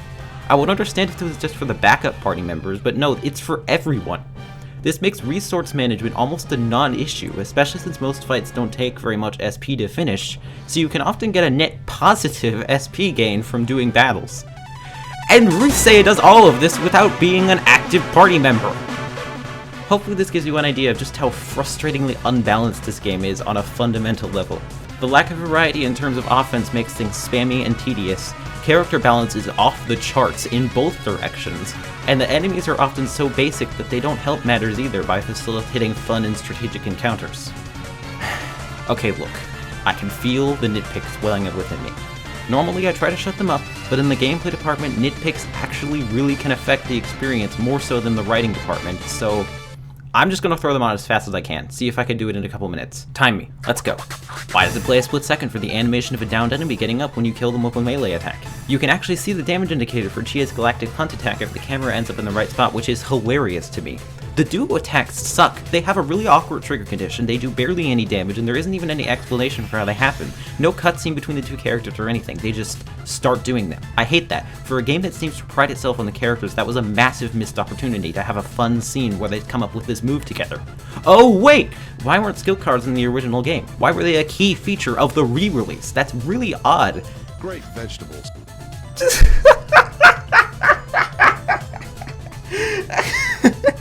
I know this isn't a Persona 4 problem specifically, but these enemy designs are terrible. They're so bad. I can't take a fight in these games seriously ever when it's against a fucking tongue orb or a goddamn transformer. Again, this isn't a Persona 4 problem specifically, but the sound design in this game is absolutely atrocious. The all attacks have the same whack sound used for basic melee attacks play for them, which is absolutely comical. Magic attacks use only a handful of different sound effects, and everything just sounds cheap and hollow. On a similar note, all the skill animations are kind of murky and unsatisfying. With a few exceptions like Brave Blade, I barely feel anything when landing these moves, they just kind of happen, and I just watch the numbers. Hey look, it's Tom Lin. The side quests are horrible, enough said. There are several class questions in Persona 4 that are meant to test your memory on the thing that was just said, to see if you were paying attention, but they didn't change any of these for Golden, which has a text log feature. I just... How do you forget about that? Did they really just not care that much? Cavalry attacks change nothing, basically. Like, effectively all they do is just increase the chance of you getting a follow-up attack. They're cool to look at, I guess, but that's it. Rise buffing up your all-in attacks can get absolutely stupid, like in the thousands. Trust me, it's insane. Yosuke feels like he's good at everything, but also completely ass at everything too, and I don't know how he does it. I'm so sorry, my man. And last but not least, how the fuck does Teddy eat through his goddamn suit? Whew, okay. I think that's all of them. Sorry about that, everyone. One thing in the game that I give full marks for, though, is the ability to customize your difficulty by changing different things independently, like the amount of damage you take and deal, as well as XP gain. I personally don't mind taking more damage, but dealing less damage stings really hard for me for some reason. This is just a really cool and good feature. I wish more games had this. Also, like I said, fusing personas is still as fun as ever, the same it's always been, but at a certain point, close to the end game, I just kind of stopped caring. Once you pass a certain threshold, it barely matters what personas you even have, because it's very easy to have all the elements on 1 or 2 personas, and at this point a lot of personas don't have weaknesses, so it feels like the personas themselves don't even make that much of a difference. Just inherit your best moves on one and you're golden. And again, you really truly can never go wrong with physical in this game. There are some exclusive moves, but having some of them just be the severe tier magic skills feels really disappointing, and the lack of fusion spells from Persona 3 hurts the variety as well. Again, they're stripping away features from the previous game for absolutely no reason. I realize I'm kind of rambling at this point, but Persona fusions are honestly one of my favorite aspects of these games, and becoming this disinterested in them towards the end of the game, when it should be the most fun to get new and powerful moves and demons, it made me really sad. To be completely fair though, I should probably say that this is mostly personal bias, and move on. The other gameplay part of this game, so to speak, is the social simulation aspects. There's really not too much to talk about here because it's basically the same as Persona 3, and it's just improving on a formula that obviously worked. Like I said, this is where the budget went, not the actual combat, and it's good. That's about all I have to say about it. It's just a solid as hell system, and the improvements to the social link mechanic by adding abilities for the party members really adds a lot. My only real problem with it is that, holy fuck, there is absolutely nothing to do on rainy days. Like, what the fuck? They added weather into this game for Persona 4, but they basically removed everything you can do, from social links to school activities when it rains, so what was the point then? Oh, also, Golden really fucked me over, because no one told me that it skipped to the end of December immediately after beating Adachi to trick you into thinking the game is over, even though there's a whole new month of the game after this in Golden, regardless if you even meet the triggers for the extra dungeon. So, since I hadn't completed Risei's social link yet and was planning to do so after I beat Adachi, you know, like a fore-planning person, I got cheated out of Christmas Eve since the game skipped to January, which made me actually upset. Last but not least, I wanted to take a moment to talk about the bosses of this game. The bosses in Persona 4 are strange. Most of them aren't very threatening, but the ones that are hard aren't hard as in having to figure out how to attack them or deal with some gimmick. They just beat you at the numbers game, having lots of health or dealing lots of damage. I think the design philosophy of most Persona games is just make hard boss by giving them all the elements and maybe an almighty attack or two. Sometimes they throw in some kind of vaguely unique mechanic like summoning allies or nullifying all your resistances or making all elements but one much less effective, but these mechanics are never really engaging to actually overcome. They're just like, oh, I have to attack this enemy now too, or oh, I guess I have to use this move now. But one thing of almost every boss in this game has in common, they're terribly spongy.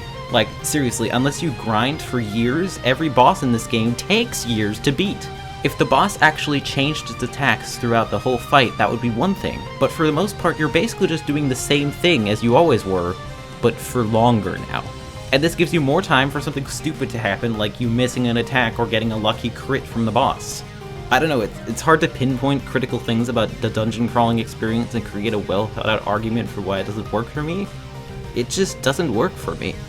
Like I said, it's not awful. It's still Persona combat at the end of the day, which is always decently fun on a fundamental level. But overall, I don't think it's too much of a hot take to say that the gameplay in Persona 4 is probably the weakest in the entire series. At least it shouldn't be that much of a hot take. And that's a real shame, because the good elements this game does add, like party member social link abilities and fusion improvements, could have been even more iconic if they weren't hampered by the rest of this game's combat system and the awful dungeon design.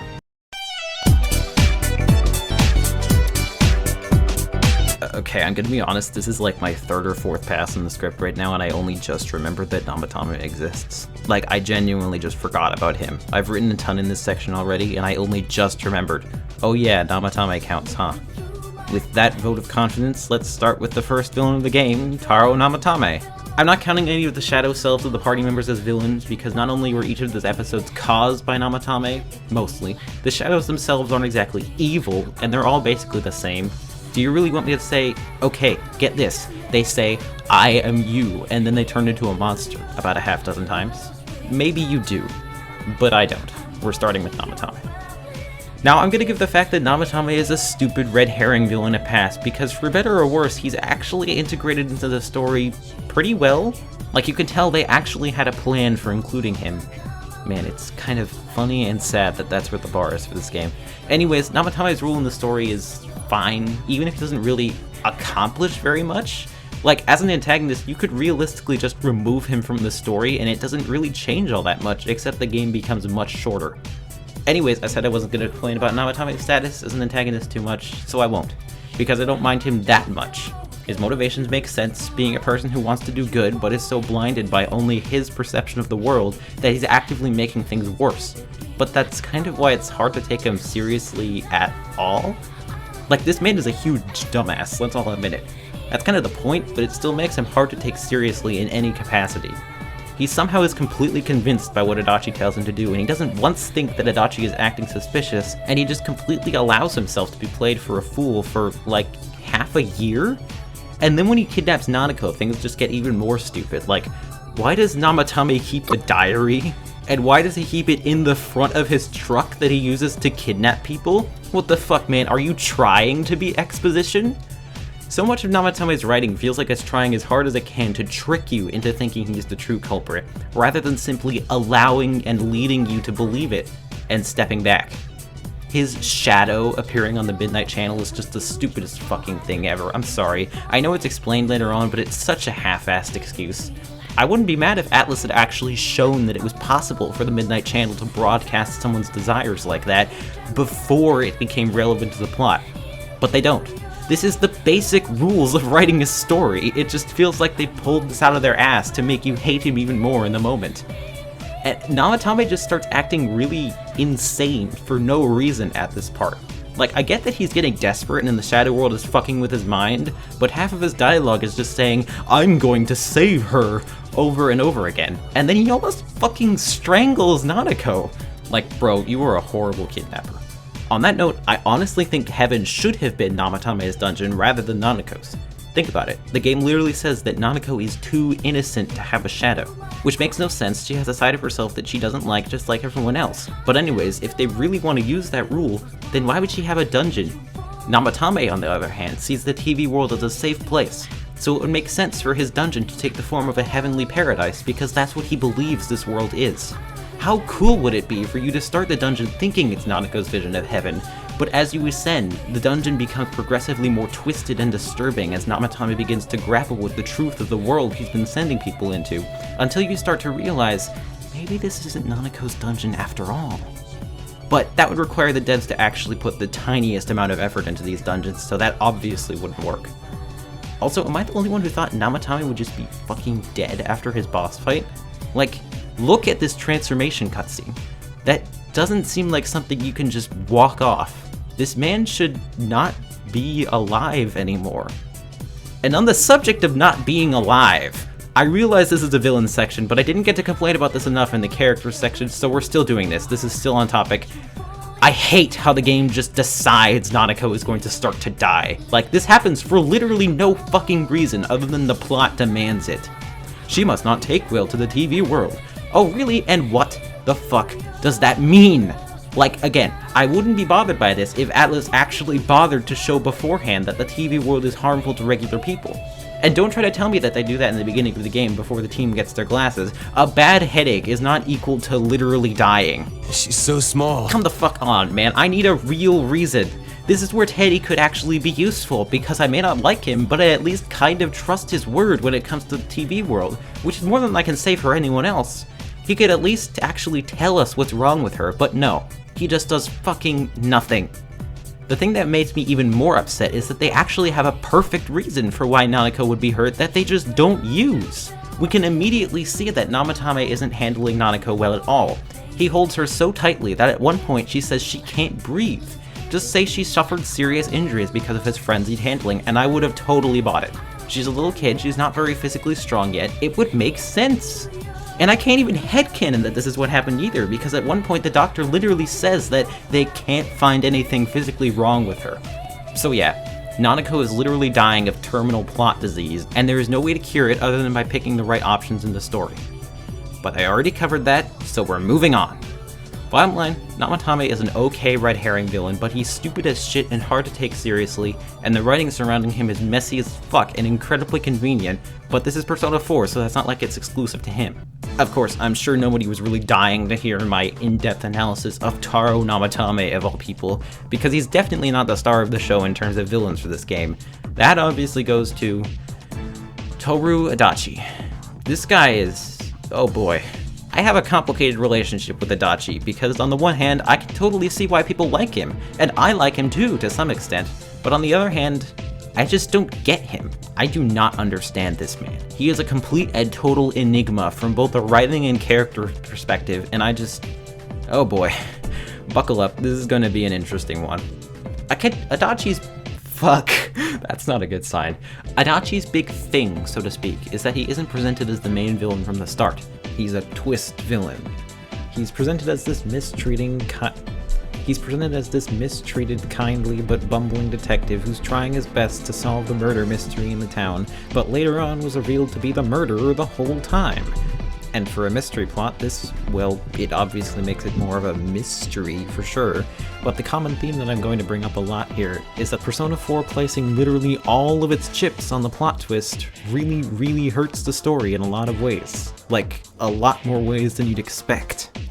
But first, let's just talk about Adachi himself, because like I said, I actually kind of like him. Adachi is interesting because he's sort of a middleman.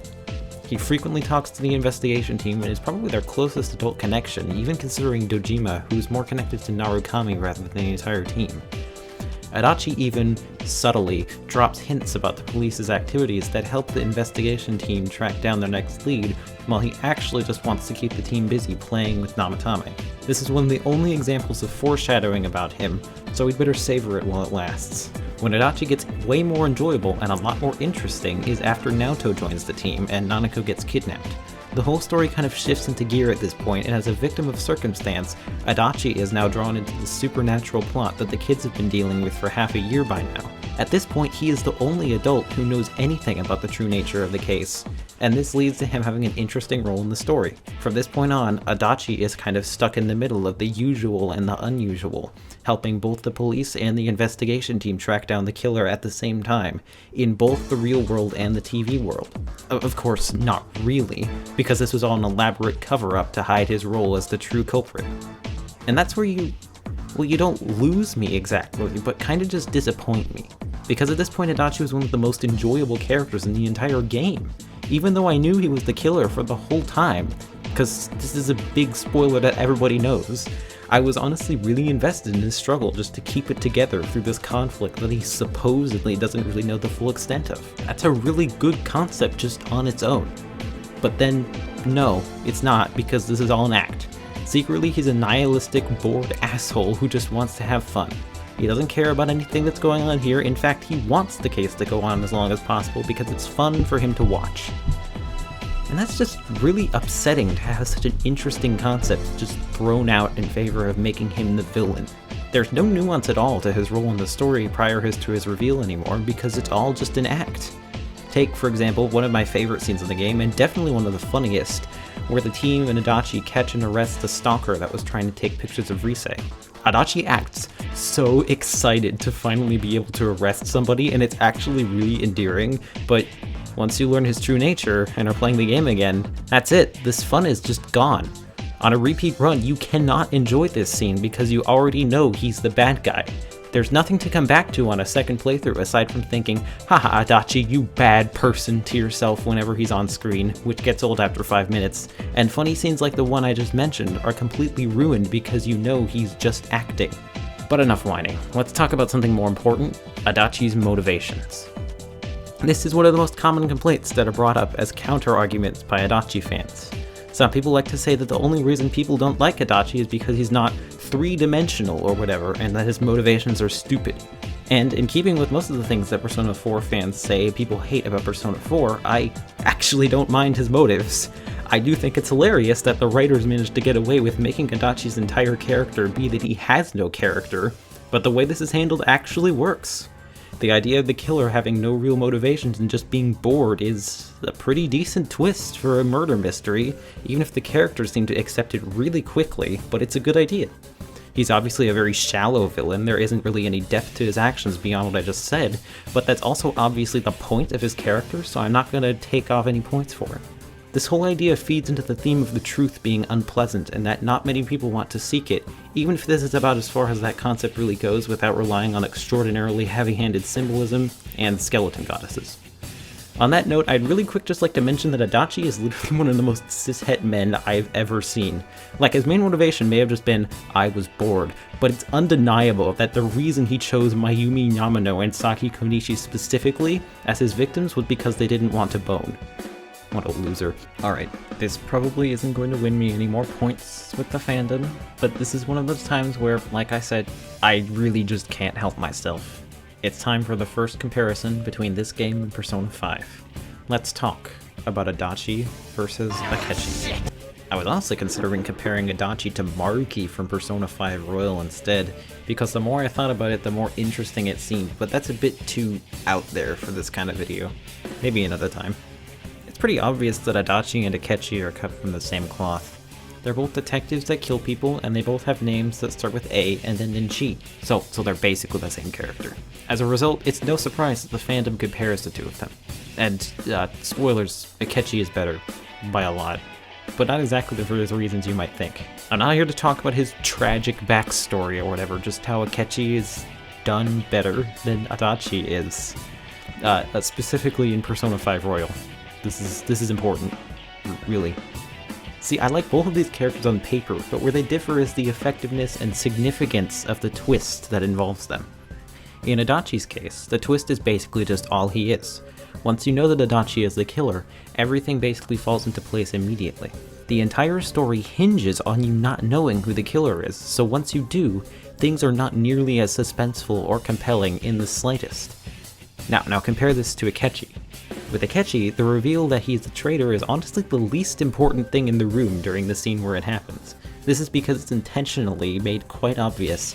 Yes, I did say intentionally, since the real twist is in the plan that the Phantom Thieves secretly crafted right under the nose of both Akechi and the player. Akechi is made to be pretty obviously a shifty figure. I mean, come on, who wouldn't be suspicious of the detective character who's frequently spoken out against the main group, so that we have more time to focus on the details surrounding the twist when it eventually happens.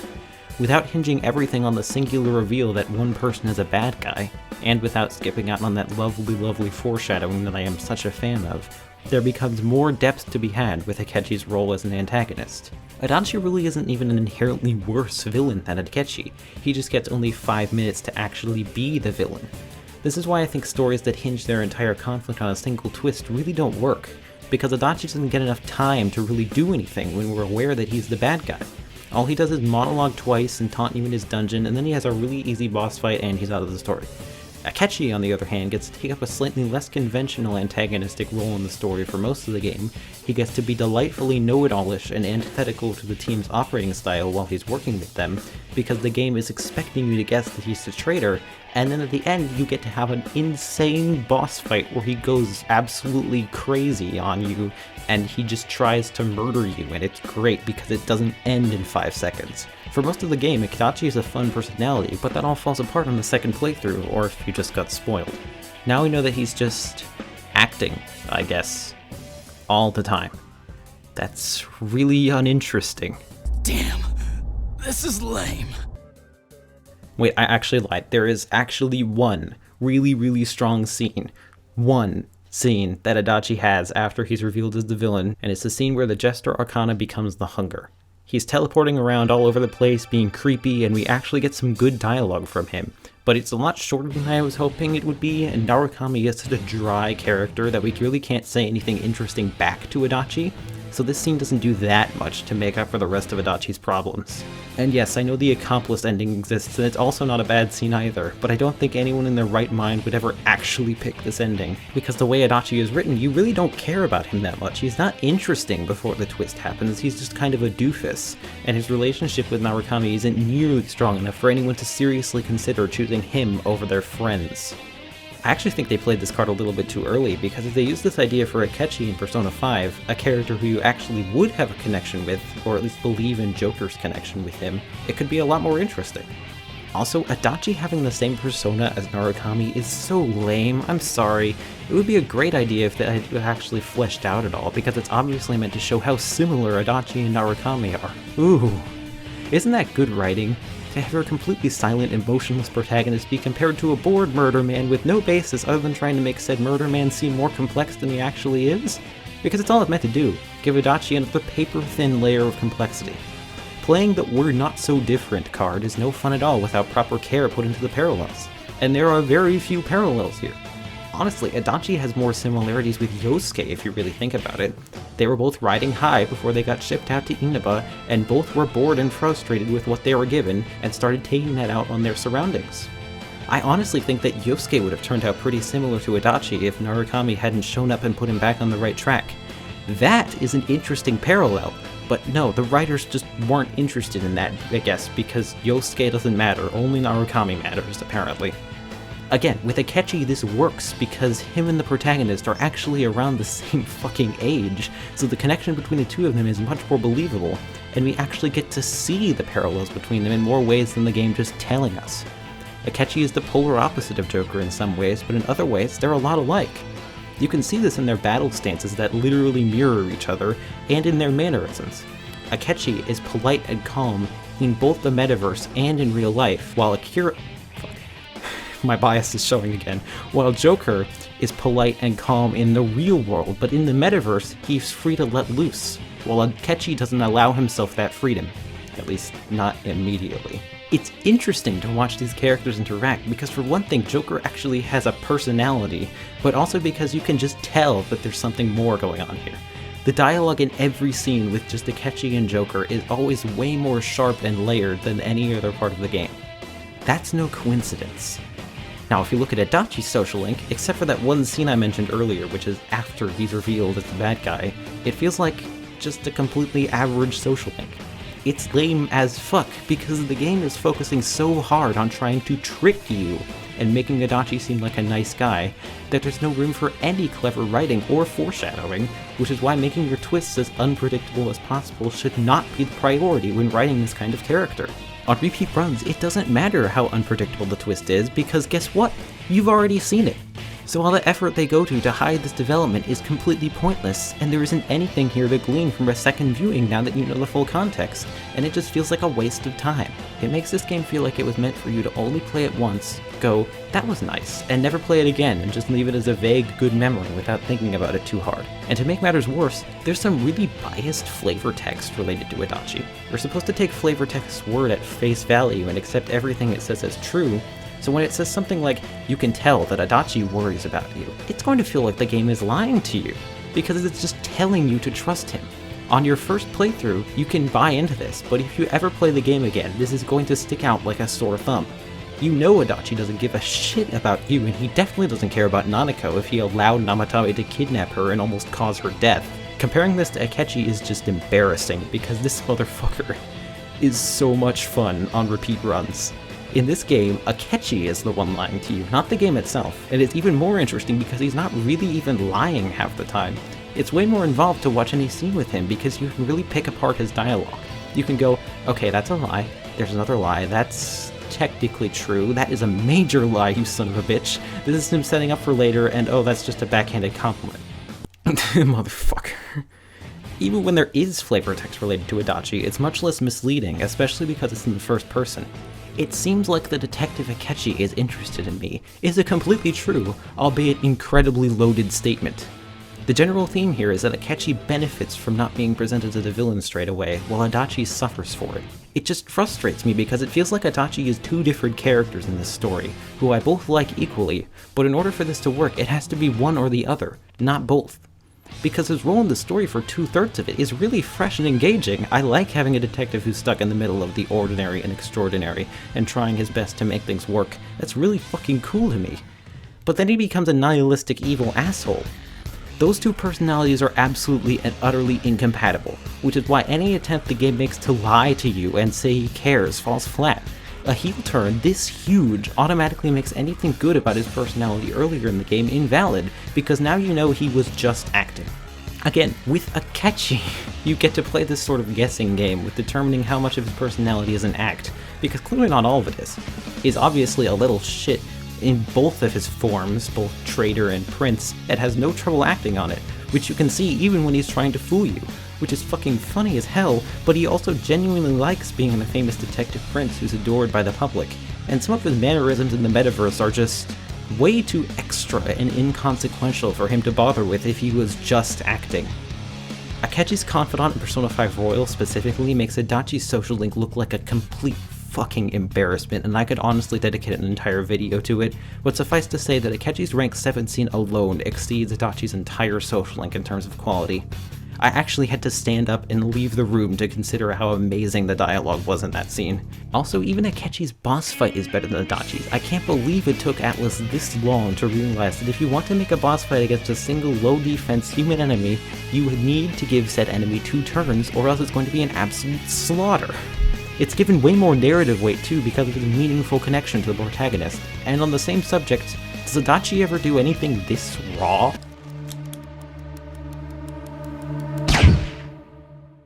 Akechi is good because you get to see him shoot your character in the face, and that just makes him more interesting by default. But this is a Persona 4 video, and I don't want to give Goro fucking Akechi the last word, so I'm going to be nice and mention one thing that I actually like about Adachi that doesn't really fit anywhere else, and that's that his voice acting is pretty good. That's it, I just think it's pretty solid. There's a few moments of odd delivery in the first half of the game, but once the story gets serious, you can really tell that JYB here is doing his best to deliver the pretty lame monologues Adachi gets. And yet, there is still more. Adachi was only the puppeteer who was also being puppeted by another entity. A god, no less. And, man, I'm just so tired at this point. Oh, really, it's 10 p.m. Why is there more? This just comes at such an awkward moment. Having there be more game after you've said your goodbyes is just so bizarre to me. Couldn't this happen one day earlier? I get that it's trying to make it secret, but it just strikes me as really odd and out of place. I realize part of the message that's trying to be shown here is that you can't just be content with what you were given, you literally have to reach out to the truth and go deeper than you think you need to. And I do appreciate how gimmicky and well-presented the twist is, with the gas station attendant showing up outside during the rain and making vaguely symbolic and dry comments on the state of the town, and then getting a dialogue portrait when you talk to them at the end of the game. Like, that shit was cool, I really like that. But also, we already did this? We could have killed Namatame and closed the case right there, but we didn't. Izanami is supposed to symbolize the fog and how the residents of Inaba don't care about the truth, they just want peaceful lives and blind happiness, but again, we already kind of covered this. That's what Amano Sekiri stands for, that's the whole point of its existence. We already beat that boss like 3 in-game months ago. I don't think we needed to learn this lesson again. It sucks because this is the one twist in the game that actually has more build-up than not at all, with the gas station attendant showing up, but it just doesn't need to exist. There's a reason Long Way is my favorite dungeon theme by far, which might be a bit of a hot take, but I just like how it sounds, and the title Long Way really gives you the impression that you fought hard to get here. You didn't compromise your ideals, no, you took the long way around to discover the truth, and now you're finally here. By the same token, fighting Itachi and then revealing Amano Sekiri is also pretty great, and the Almighty is just fantastic. It really feels like the final boss and the culmination of everything you've done up until now. But here's the thing, it should have been the final boss. We didn't need a conductor behind this whole mystery. Adachi works fine enough on his own without someone else pulling the strings, and it actually makes his character a little less compelling, because his power was just given to him rather than something that resulted from his own emptiness and nihilism. And Amano Sekiri appearing to spread the fog because of Adachi alone and not Izanami's orders works even better in my opinion, because it gives Adachi's actions even more weight. Because when you think about it, all he really did was just kill 2 people. So by adding a 3rd final boss to the story, you remove all that potential, and for the trade-off, you don't even really add anything to the game. It's just a god that you can kill with the power of friendship and conveniently provides a perfect punching bag to resolve the plot, because that's how Persona 3 did it, which, again, hot take, this was only good in Persona 3. Personally, I think it would have been really cool if Adachi came back somehow and helped you take down Izanami. I don't care how, this game's never cared about realism or rules when it wanted to make something happen. I know Adachi kind of gets development in the fighting games or whatever, but wouldn't this be a much more effective way to close out his role in this story? Instead of kicking him out immediately after his boss fight, have him finish this along with you. He was just as much a puppet as Narukami was. That would actually make this final boss kind of worthwhile, as a conclusion to both of these characters' arcs at the same time. But as it stands, nah. I don't like this. The boss isn't even fun, and the music is a step down from the Almighty in my opinion. Especially the Genesis. Or the... yeah, it's the Genesis, isn't it? Yeah. The fog is pretty good, but the Genesis sucks. What a waste. There's one more character I haven't mentioned yet, and that's Marie. I already talked about most of her character already, but considering she does kind of play the role of an antagonist... Yeah, so this video is already getting way too long, and I needed to find some way to save time. The Marie section I had here was already very long and unfocused, so I just decided to cut it. Maybe I'll release the Marie cut as a separate video later on and link it in the description, but as of right now, Marie is not very important to the overall pacing of this video, just like in the game, haha. So I'm gonna leave her out for now. I already talked about her enough in the character section.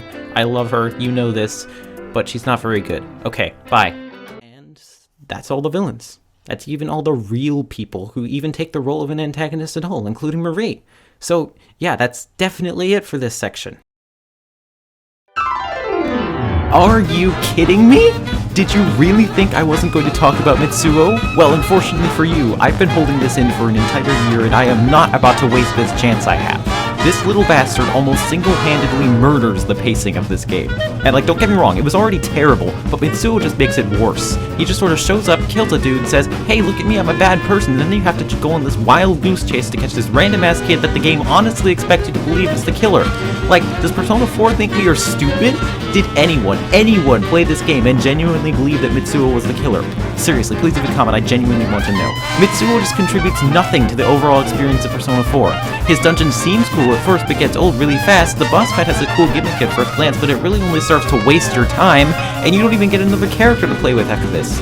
It's easily the worst dungeon in the game because you could just cut it out entirely and the story would be completely unchanged, even more so than the other ones. You are literally, totally, 100% in the exact same place you were before this arc even started. And it's not like he's ever brought up again. Once Mitsuo gets arrested, he is, for all intents and purposes, gone. He's vanished. This isn't some setup for a future twist or even just evidence to use against Tadachi later. That would be so easy to implement if, you know, the writers of this game actually gave a shit. Mitsuo's not even an interesting character. His design is intentionally off-putting so that he's inherently unrelatable, even though he's an actually intriguing character concept that they could have actually used if they bothered to try. Why didn't the team just bonk him on the head and drag him out of the TV world the second they caught up to him? They don't care about him facing himself. He's a murder man! Why did they just immediately accept that the case is over when he's caught, despite things obviously not adding up? Why does the game treat us and the characters like idiots just to stretch this dumbass arc out as long as possible? Oh, I know why. It's to make the game longer. You know how the other Persona games really benefit from a long runtime and have memorable moments all throughout? Yeah, well, fuck that! Let's just throw in another red herring for no reason! We're so smart. I just... What the fuck?! My throat is starting to hurt. Maybe I should stop yelling so much. This is probably my biggest problem with the entire game. Kanji and Naoto's treatment is a close second, but the pacing and structure of this game is ultimately what turned it from a bad experience to a miserable one. All the way up until the Heaven dungeon when Nanako gets kidnapped, there is, like, no progress in the story whatsoever. You get new party members, but those characters don't know anything about how they got kidnapped, and they rarely have any real insight into the murders since no one here is a detective except for Yosuke and Naoto, so there's no progress made on the case, and as a result, almost every major event is some kind of hangout. That's the thing that makes this feeling of non-accomplishment worse. For like 70% of this game, the team is just fucking around and goofing off. They're not even trying to solve this case when there's not someone they actively need to save. I don't expect them to be all serious all the time, they are kids, but there's some evil shit going on here that they seem very confident about being able to manage. They're supposed to be the investigation team. I don't see no investigationing happening here. They should really be called the anti-kidnapping that doesn't do anything to actually stop the kidnappings from happening team. They don't have a reason to just wait around for the last character they saved to recover either. It's not like they're incredibly necessary for the case to proceed. The team can still do more stuff in the meantime.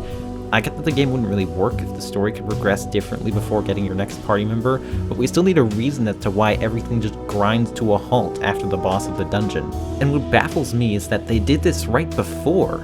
In Persona 3, this makes complete sense because the full moon shadows don't appear until a full moon.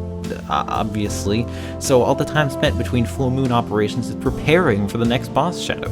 That makes sense, and it's pretty good at giving real stakes to each period of free time in this game. In Persona 4, though, the group literally says multiple times that they're just going to fucking wait until the next person shows up on the TV and probably gets kidnapped. What the fuck? Shouldn't you be a little more concerned with trying to actually find the bad guy? They say there's nothing else they can do, but all they did is just sit there and talk. Like, you didn't even try. What makes this even more hilarious is that once the team realizes that they've been suspecting the wrong person, they go, okay, let's ask some people around town for clues about the actual murderer this time, and not just about the kidnapped person. And then they figure out who the murderer is in less than a week. Like, they genuinely could have done that pretty much any time, and it would have been the exact same result. I saw a tweet that sums this up perfectly, like a couple months ago, and it said, they were supposed to reach out to the truth, but instead they just waited for the truth to happen. Yep, I couldn't have said it better myself. That's actually part of what I think one of my biggest problems overall with this game's structure is. How its intent on being a lighthearted slice-of-life anime mixed with a supernatural murder mystery makes the tone feel inconsistent and strange. Again, I have no problem with a lighter story, I love stories like that, but Persona 4 seems to have trouble committing to one side of the spectrum or the other. Take, for example, the lead up to the 4th dungeon. Before Narukami even wakes up in the morning, you see one of those spooky animated cutscenes of a body hanging upside down, just like both times someone was murdered at the beginning of the game. This is so chilling because up until this point you think you've done everything right, so seeing another murder makes you wonder if you've been doing this the wrong way and you missed something. That you meet at Junette's. Yosuke runs up to you and tells you that the body that was found is your homeroom teacher, Morooka. Even if he wasn't the nicest guy, he's still a character you know, so the mood is tense. What will you do now? And right after this incredibly major reveal that the entire mission may have been wrong from the very beginning, the team runs into Teddy, making funny noises on a massage chair at Junette's.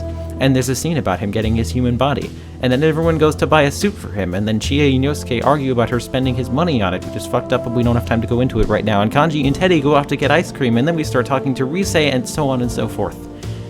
The tense atmosphere that was present literally that same morning, not 2 minutes ago, in-game, is completely gone now. Tonal dissonance is just something I personally have a huge problem with. It's a really big pet peeve of mine. Like, I wouldn't mind these scenes existing in a vacuum. Without the incredibly significant reveal that takes place right before this, it would have been fine. I would still roll my eyes at the anime cutscene of Teddy emerging from the suit, and I would still want to punch Chi in the face for being such an asshole, but I would accept that these scenes exist. And the thing is, it wouldn't be hard to change this. Just make the reveal of Morooka's death happen after this day. Make you feel like things are winding down and then slap you in the face with another murder. It's a really fucking simple fix, and yet the writers seem so intent on breaking up anything serious with levity and Yosuke getting shit on before you can even realize what's happening that it gives me complete whiplash. But this still gets a pass for some reason because it makes the team more believable characters. Come the fuck on, man, even if it did make the characters feel more like friends, which, spoiler alert, it doesn't. It's not worth sacrificing the tone and narrative progression to achieve this. There's nothing wrong with cute, fun scenes like that, even if the cute and fun part is subjective, as long as they don't overpower the plot. Almost every time Persona 4 sets its mind to being funny or cute, it completely shifts the focus of the scene for the foreseeable future. This game is just silly stuff, silly stuff, silly stuff, poorly aged joke, silly stuff, literal murder, silly stuff, human bear. Do you see my problems with this now? Not everyone criticizing this game's tone is simply taking issue with the fact that it has lower stakes, it's just not done very well in my opinion. Contrary to popular belief, bonding scenes don't have to completely destroy the tone, and they don't all have to be completely composed of filler. Some of the stuff in this game, like the fucking band practice, is particularly egregious, but basically every single one of the team bonding events in this game do not connect to the main story at all. Like, it'd be fine if it was just a few of them that didn't relate to the main conflict. In fact, I'd be more than fine. Having breaks from the tension is good and lets a story breathe, but it's basically all of them. And there's so many of these goddamn scenes, especially in Golden. You know what? I wasn't gonna do this initially. This was not my plan, but fuck it. It's time for Persona 5 comparison number 2, baby, because I am so tired of this game getting shit on for one of the things it does best.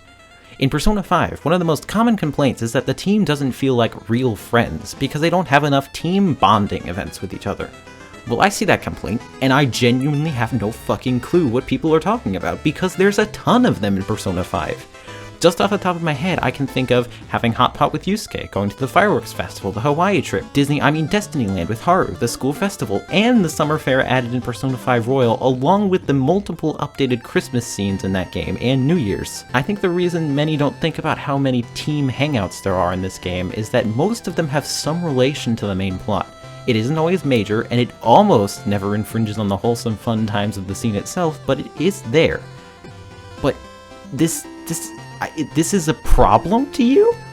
Like, I don't understand what people don't like about this. This is good writing, guys. I'm sorry to break it to you. We still get our funny slice of life time, but more of it is justified within the plot, and as a result, it doesn't feel like it wastes the player's time. For an example, let's look at the summer fair that I just mentioned from Persona 5 Royal.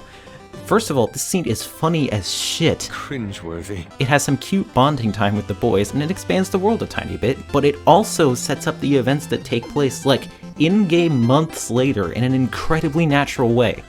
When you first see this scene, you think it's just cutting to this construction site so we can run into Kasumi and transition into her scene with Joker. Her reason for being there makes sense enough, and it's not unreasonable to think we'd run into her. Then we can have a nice, wholesome scene with her after finishing up boys' time. It's really fun and cute. But then, way later, in October, we learned that this was actually set up for the location of the new Final Palace, which Kasumi and Joker enter early on their own in the place they met up at previously, and because of stuff mentioned during both of these scenes, you can start to put some pieces together, and it's also just a really atmospheric moment with great music and cool visuals, and I have to stop. This isn't a Persona 5 video. I'm sorry, sometimes when I spend too long talking about a bad game, I have the urge to gush about a good game instead. It's my coping mechanism, I'm sorry. Anyways, the point is that these team hangouts are dual purpose. They serve as unique, de-tropified settings for the characters to bond in unexpected ways, and they tie into the story in some way that makes sense both in context and narratively. Compare this to Persona 4, where we have such riveting team outings such as the school campout, where Yosuke makes the girls wear swimsuits because the writers decided to make him a horny asshole again for 5 minutes, or the exceptionally entertaining beauty pageant that ridicules the boys and sexualizes the girls and Naoto, or how about the hot springs scene and the hot springs scene. That's really cool and funny. I love this game. Oh, and also, King's game sucks. It sucks balls. Was that supposed to be fan service? Because I'm a fan, and I don't feel very serviced. When you guys say we want more team outings like Persona 4 and the other games, is this really what you mean? Do you really want this much in-your-face fan service, anime hijinks, and gay stereotypes instead of real fucking people talking to each other? Sorry, I got a little heated there. Since my own rules don't allow me to gush about Persona 5 more than 3 times, I just have to get upset instead. I hear a lot of people say that the best thing about the investigation team is that they feel like friends with each other as a group instead of just with the protagonist, and I completely disagree. Let's look at an example. Let's look at Teddy. Teddy is rude to all the boys, especially Yosuke, for literally no reason, and with the girls, he's weird and horny, and he doesn't respect them at all. The game tells you that he cares for the team deep down, but it rarely ever actually shows you. He just fucks around with them and is generally a huge asshole. Except with Narukami. As shitty as it is, the Star Social Link is the only time in the game where Teddy consistently shows actual emotions, and it is almost solely heart-to-hearts with Narukami. He even dedicates an entire week to care for Narukami when he gets sick during the new content in Golden, which, aside from being a really odd use of the extra time added in that game, was regardless one of the very, very few things about Teddy in this game that I actually liked. Do you see what I'm getting at here? But Teddy's too easy. A lot of people pick on Teddy. Teddy's a real fucking stupid part of the game, but you're not supposed to criticize him because he's the mascot character. He's supposed to be insufferable, I guess. Okay, fine. Let's look at Yukiko Amagi. Yukiko is one of the first members of the investigation team, so she should have really strong dynamics with all the characters, right? Well, no. I touched on this already, but this is a big reason why I don't like her. In a lot of the scenes she's in, she just kind of fades into the background. It doesn't do anything apart from start laughing randomly whenever the writers don't know how to end a scene. She's practically glued to Chie, of course, because the game didn't actually fix their toxic relationship, they just wrote it out of the story. But other than that, I can't think of a single meaningful relationship he has with any of the characters in this team, except for shitting on Yosuke, but that doesn't count. Everyone in this game does that. Aside from that, though, Yukiko just blends in. Except with Narukami. Her social link gives her an actual relationship with Narukami. That's kind of the whole point of a social link. Narukami is the only person she can be with where she actually feels like a real character. And there's the issue. I finally distilled the problem with this kind of writing. Like, it seems like it would work in theory, right? Have lots of slower paced scenes with the whole team so they feel like real friends. But it isn't good. At least, not how it is here. Because the way this is written, they're sacrificing characters' individual personalities and potential dynamics in favor of a much shallower bond with the entire group. They feel more like a single unit than a group of established individuals. And this ultimately undercuts the entire point of what they were trying to do, when the characters' relationships with each other, not just the whole group, are so paper thin, it makes them feel fake. The group dynamic the game tries super hard to create doesn't really work when you can't think of how two characters would interact with each other on their own. Like, I have no idea how, for example, Chie and Naoto would interact, because this game doesn't even try to show us anything to even hint at a dynamic between them. And in my opinion, this actually ruins more than you'd expect. The fact that everyone just becomes your friend immediately after you rescue them with no questions asked makes this even worse. It doesn't feel realistic or earned. It feels like the game just expects you to become friends because you know the formula at this point, and it just rushes your ass to this point way too fast without any sort of initial bonding. The one exception to this is Naoto, who does actually have a pretty okay bonding time with the team because they were introduced much earlier than they become relevant to the story, but this is the last party member in a 100-hour game, and it's too little too late in my opinion. But remember guys, these characters are better than the new characters. These characters are real friends. Persona 5 doesn't have real friends. The Phantom Thieves don't get to be real friends, but these ones do, because they just have a special quality about them that totally isn't nostalgia. And guess what guys, we still have one more comparison to go because that time doesn't count either. Wow, that went really far off from the point. Remember when the section was about pacing? I got almost as off track as Persona 4 does when it completely shoves aside the main plot so we can have scenes like the ones I just mentioned. Like I said, I don't mind a less heavy tone and lighter moments, but there's a time and place for them, man. When they happen so frequently and always seem to completely take away from the actual story when they happen, or simply feel like they exist just to fill time, that's where I take issue. As a result, I actually do like the part of the game where the fog starts to cover the town permanently though, even though it is incredibly obvious symbolism, which isn't new for Persona, but whatever, because it's a sign that the game is going to be getting serious from here on out. I mean, it doesn't keep that promise, but I appreciate the attempt at least. This game is so sluggishly paced until the ending, where everything just has to happen at once. Once Naoto finally joins the team, the story actually starts to move at all, basically. And that's why I think people like this game so much. The last, quarter or so is actually pretty exciting, and I'm willing to bet it kind of makes everyone forget about how fucking boring the rest of the game is. Not me, though. I didn't forget. But there's one part that almost made me forget, just for a little bit. This part. Basically the entire time between Narukami getting taken to the police station and the car accident in his town is actually fucking awesome. If you ignore the plot hole about Narukami seeming to just forget he can put his hand into any TV, not just the one at Junez, this sequence is great. I mentioned how it fully bringing Adachi into the mystery is really entertaining and interesting, even if it doesn't have a payoff, but this is also the most exciting part of the entire game. In this one scene, the stakes are made tremendously higher than they've ever been with the emergence of an actual suspect, finally, and the tone actually feels good and consistent. Like, holy fuck, this is actual good storytelling. Hold on, what game am I playing? It's a great blend of serious plot and the jokes that the game tries to go for. I actually laughed at Kanji and Yosuke forcing themselves into the police station. That's very in character for them. And Adachi is also funny as shit because he supposedly doesn't know a goddamn thing being said. And it's hilarious to just watch him try and catch up with the group as they move at 1,000,000 miles an hour for once. Even if he is acting, I can't help but laugh. Then we get a fucking car chase in the rain at midnight. Like, whoa, slow down. Is this still Persona 4? Because last time I checked, Persona 4 was not this cool.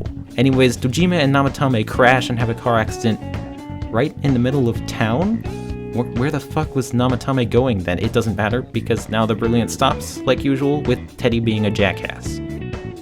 Come on, man, why can't we just jump into that TV? It would almost certainly take us right to Namatame. My sister is in danger, you piece of shit. God, he really did not help her in the slightest, which makes his character arc afterwards so funny because he's absolutely right. He is useless. Regardless, I'm griping again. The point is, I really like this sequence, more than I can even say with words. It gave me a feeling in my chest. I was excited, which is more than I can say about pretty much anything else in this game. The last few parts of this game are fine, like I said, but they don't really make the rest of the game any better, especially since, like I said before, the twist about Adachi kind of ruins the game on repeat runs. It's not even an exaggeration to say that you could cut out at least half of this game, probably 2/3, and it would not change a damn thing. There really aren't any major developments for the case until Naoto joins the party, and as I said, that's the only time when the game starts to actually get exciting. So like, all this stuff before, it barely contributes anything to the actual mystery, and it's so sluggish to get through with all the filler and pointless dungeons that you could just remove a good deal of the game before Naoto, and it wouldn't make much of a difference. And that's sad, because there's really no excuse for this. It's perfectly possible to make a game really long, but still have a cohesive, flowing narrative. For an example, we need to look no further than Persona 5. That's right. We're doing this again. Ladies and gentlemen, prepare for the third and final comparison between Persona 4 and 5, also known as why Persona 5 actually has pretty much perfect pacing. You guys are just mean. Let's get started. One of the reasons I think Persona 5 has such a good story is that for at least half of it, you don't really have an overarching goal. Sure, there's villains to take down and problems that come up, but there isn't really an end that you're working towards, like in every other modern game in the series. In Persona 3, your goal is kill 12 shadows. In Persona 4, your goal is catch the bad guy. In Persona 5, your goal is what? End corruption? Give the people hope? That's a pretty tall order for a group of high school students, but they have to figure something out. And that's what you do. You watch these kids figure something out. It's really engaging because even when they're not in the middle of a mission, they're still doing a lot of work for what they believe in. Everyone is anxious to keep going and doing more Phantom Thieves activities. That's not to say the story ever stagnates, because in what seems to be a bit of a hot take, with every dungeon this game just gets more and more exciting as you start to uncover details about a conspiracy that threatens to upset all of Japan in this absolutely bonkers plot to pin everything on the Phantom Thieves. They even had the guts to get one of your party members to be a part of this scheme, which, even if it wasn't handled the best, in the original game at least, it's still a great step forward for the series' villain problems, just in concept. Ironically, this game has a better mystery plot than the actual mystery Persona game. Of course, later in the game, this conspiracy comes to a head, and the group gets a more clear-cut goal of stop this literal fascist from taking over the entire country, but even that turned out to be a fake-out when Yaldabaoth reveals himself and the story reaches its climax. Of course, Royal takes this even further with everything else that happens in that game, but I think I'd get too off track if I started talking about that because it's really good and it needs an entire video about it, or two, let's be honest. So let's just stick to the original P5 for now. What makes this story really excellent is because the length serves the narrative, not the other way around. In Persona 4, it feels to me like they crammed so many lengthy dungeons and pointless arcs just to make the game time longer. In Persona 5, not only is every dungeon fun, yes, I did say every dungeon, but the length of the game is what allows its themes to breathe. Which is good, because these themes are pretty abstract if you think about it. Like, this game has a lot going on, and not all of it can be easily symbolized. The rise and fall of popular figures in the constantly changing social climate, the political slavery that this game examines every facet of, the bizarre yet weirdly good dissection of superhero culture. All of these themes really benefit from the game's long runtime, particularly the idea of the general public being fickle and uncaring. The game takes its time setting up your popularity with the absolutely genius plot device of the ever-present fan site poll on the calendar screen. You feel good whenever it makes a jump up after every big target you defeat, and like the Phantom Thieves themselves, you want to see it go even higher.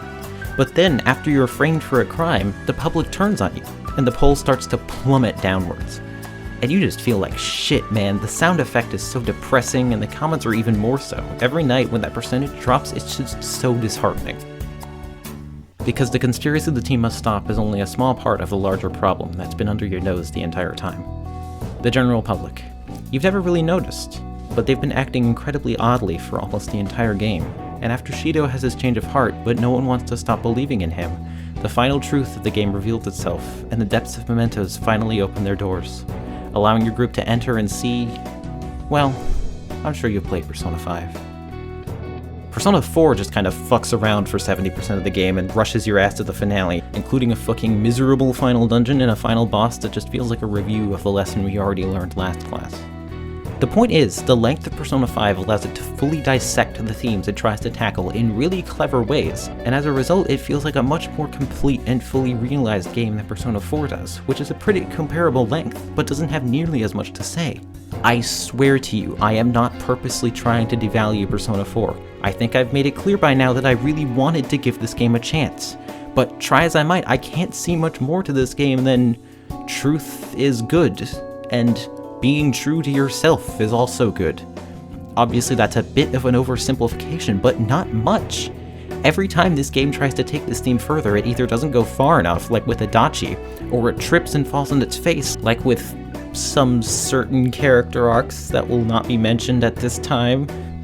I suppose there's the idea of a small town being radically shaken up by mass media too, but this doesn't go any deeper than surface level, even though they had perfect outlets to explore this theme with, such as Nanako's obsession with Junez that felt like it was symbolizing something but has absolutely no payoff.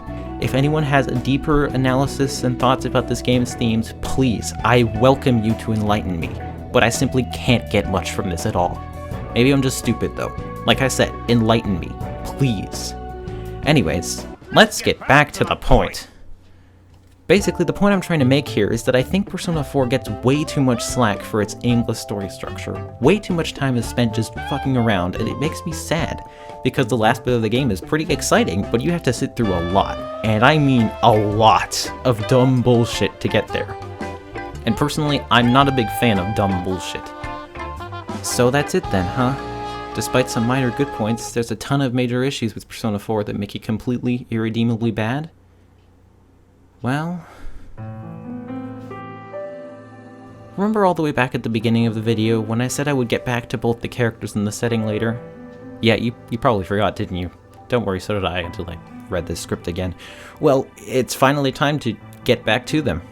The reason I wanted to draw a connection between the characters and the setting, which are two things that people often say are the best parts of Persona 4, is because they're both rooted in the same thing: nostalgia.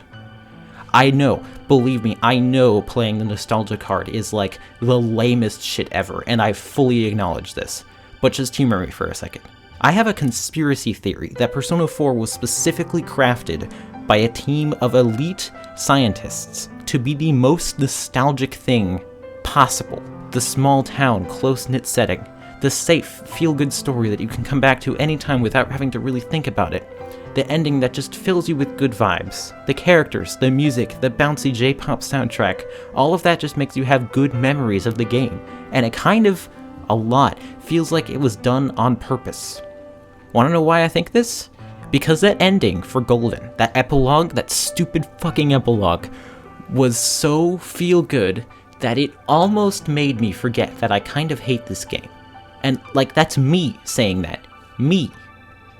I just spent, like, an hour complaining about this game, and throughout my entire playthrough I was keeping a document with all my immediate thoughts and observations on the game as I was playing it. It's 50 pages long, and it genuinely reads like some kind of descent into madness. There's one part where, I kid you not, me from July gets so exhausted with this game that I write, I'm honestly losing the will to live playing this game. Like, I can feel my soul being sucked out of my body in real time.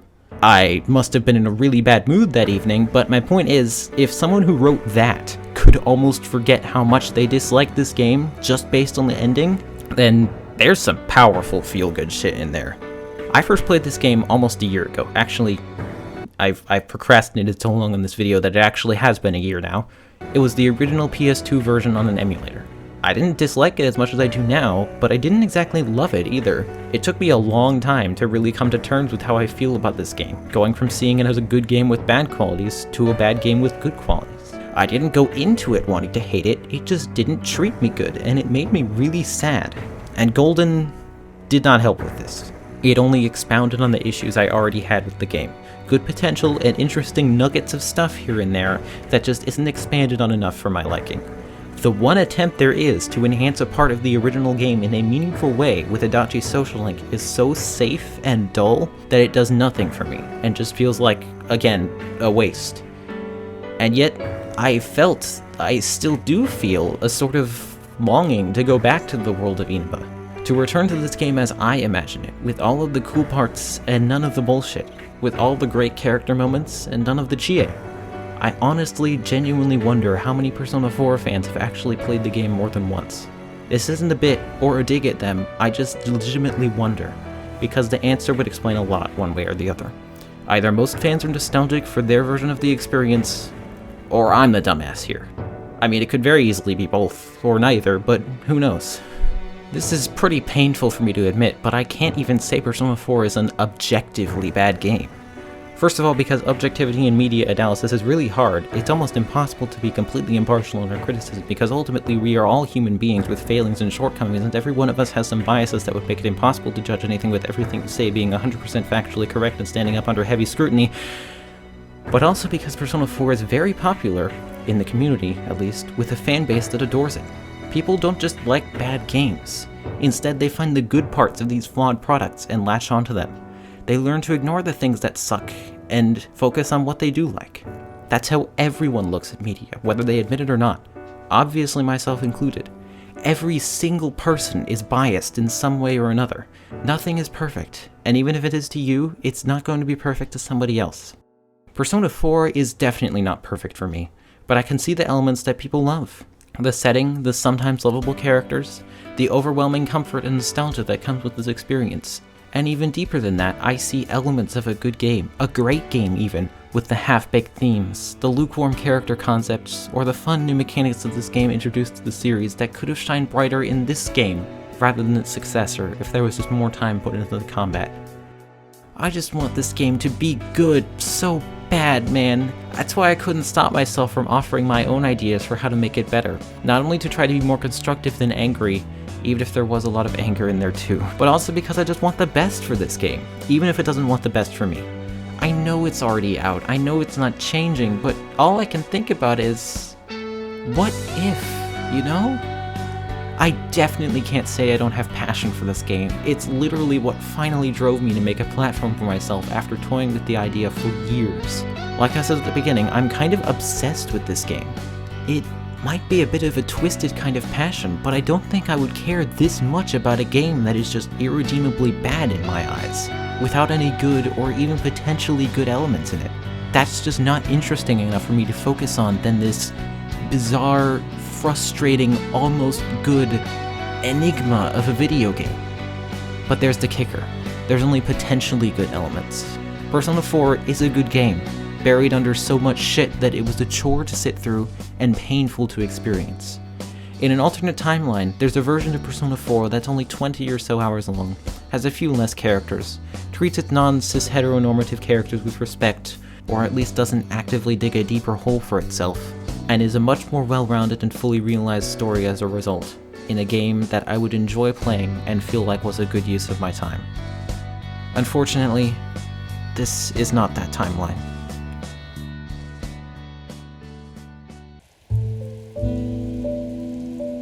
Hey guys, to anyone that's actually still here, thank you for watching my first YouTube video. I know this isn't exactly the nicest video to start out with, but I'd really appreciate it if you'd give this video a like, a comment, maybe share it around with some people you know. I know that sounds really shilly, but I poured a ton of time, passion, and energy into this, and money too. I mean, I bought a microphone for this. It's expensive. And I do plan on making more videos. I know I won't be able to hold myself back from making something about Persona 5 Royal eventually, and Persona 5 Strikers is coming out soon, if it's not already out by the time I'm finished editing this. I'm thinking of doing a ranking of all the dungeons in the game. That sounds fun. And not just Persona, too. I mean, I really like Dark Souls, Sekiro, and Hollow Knight Silksong is probably gonna blow my fucking mind when it comes out.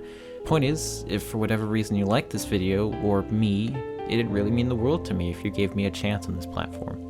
I'd like to stick around, if that's okay with you. Thanks, everyone. Even just for your time. Take it easy. See you when I see you. Bye, y'all.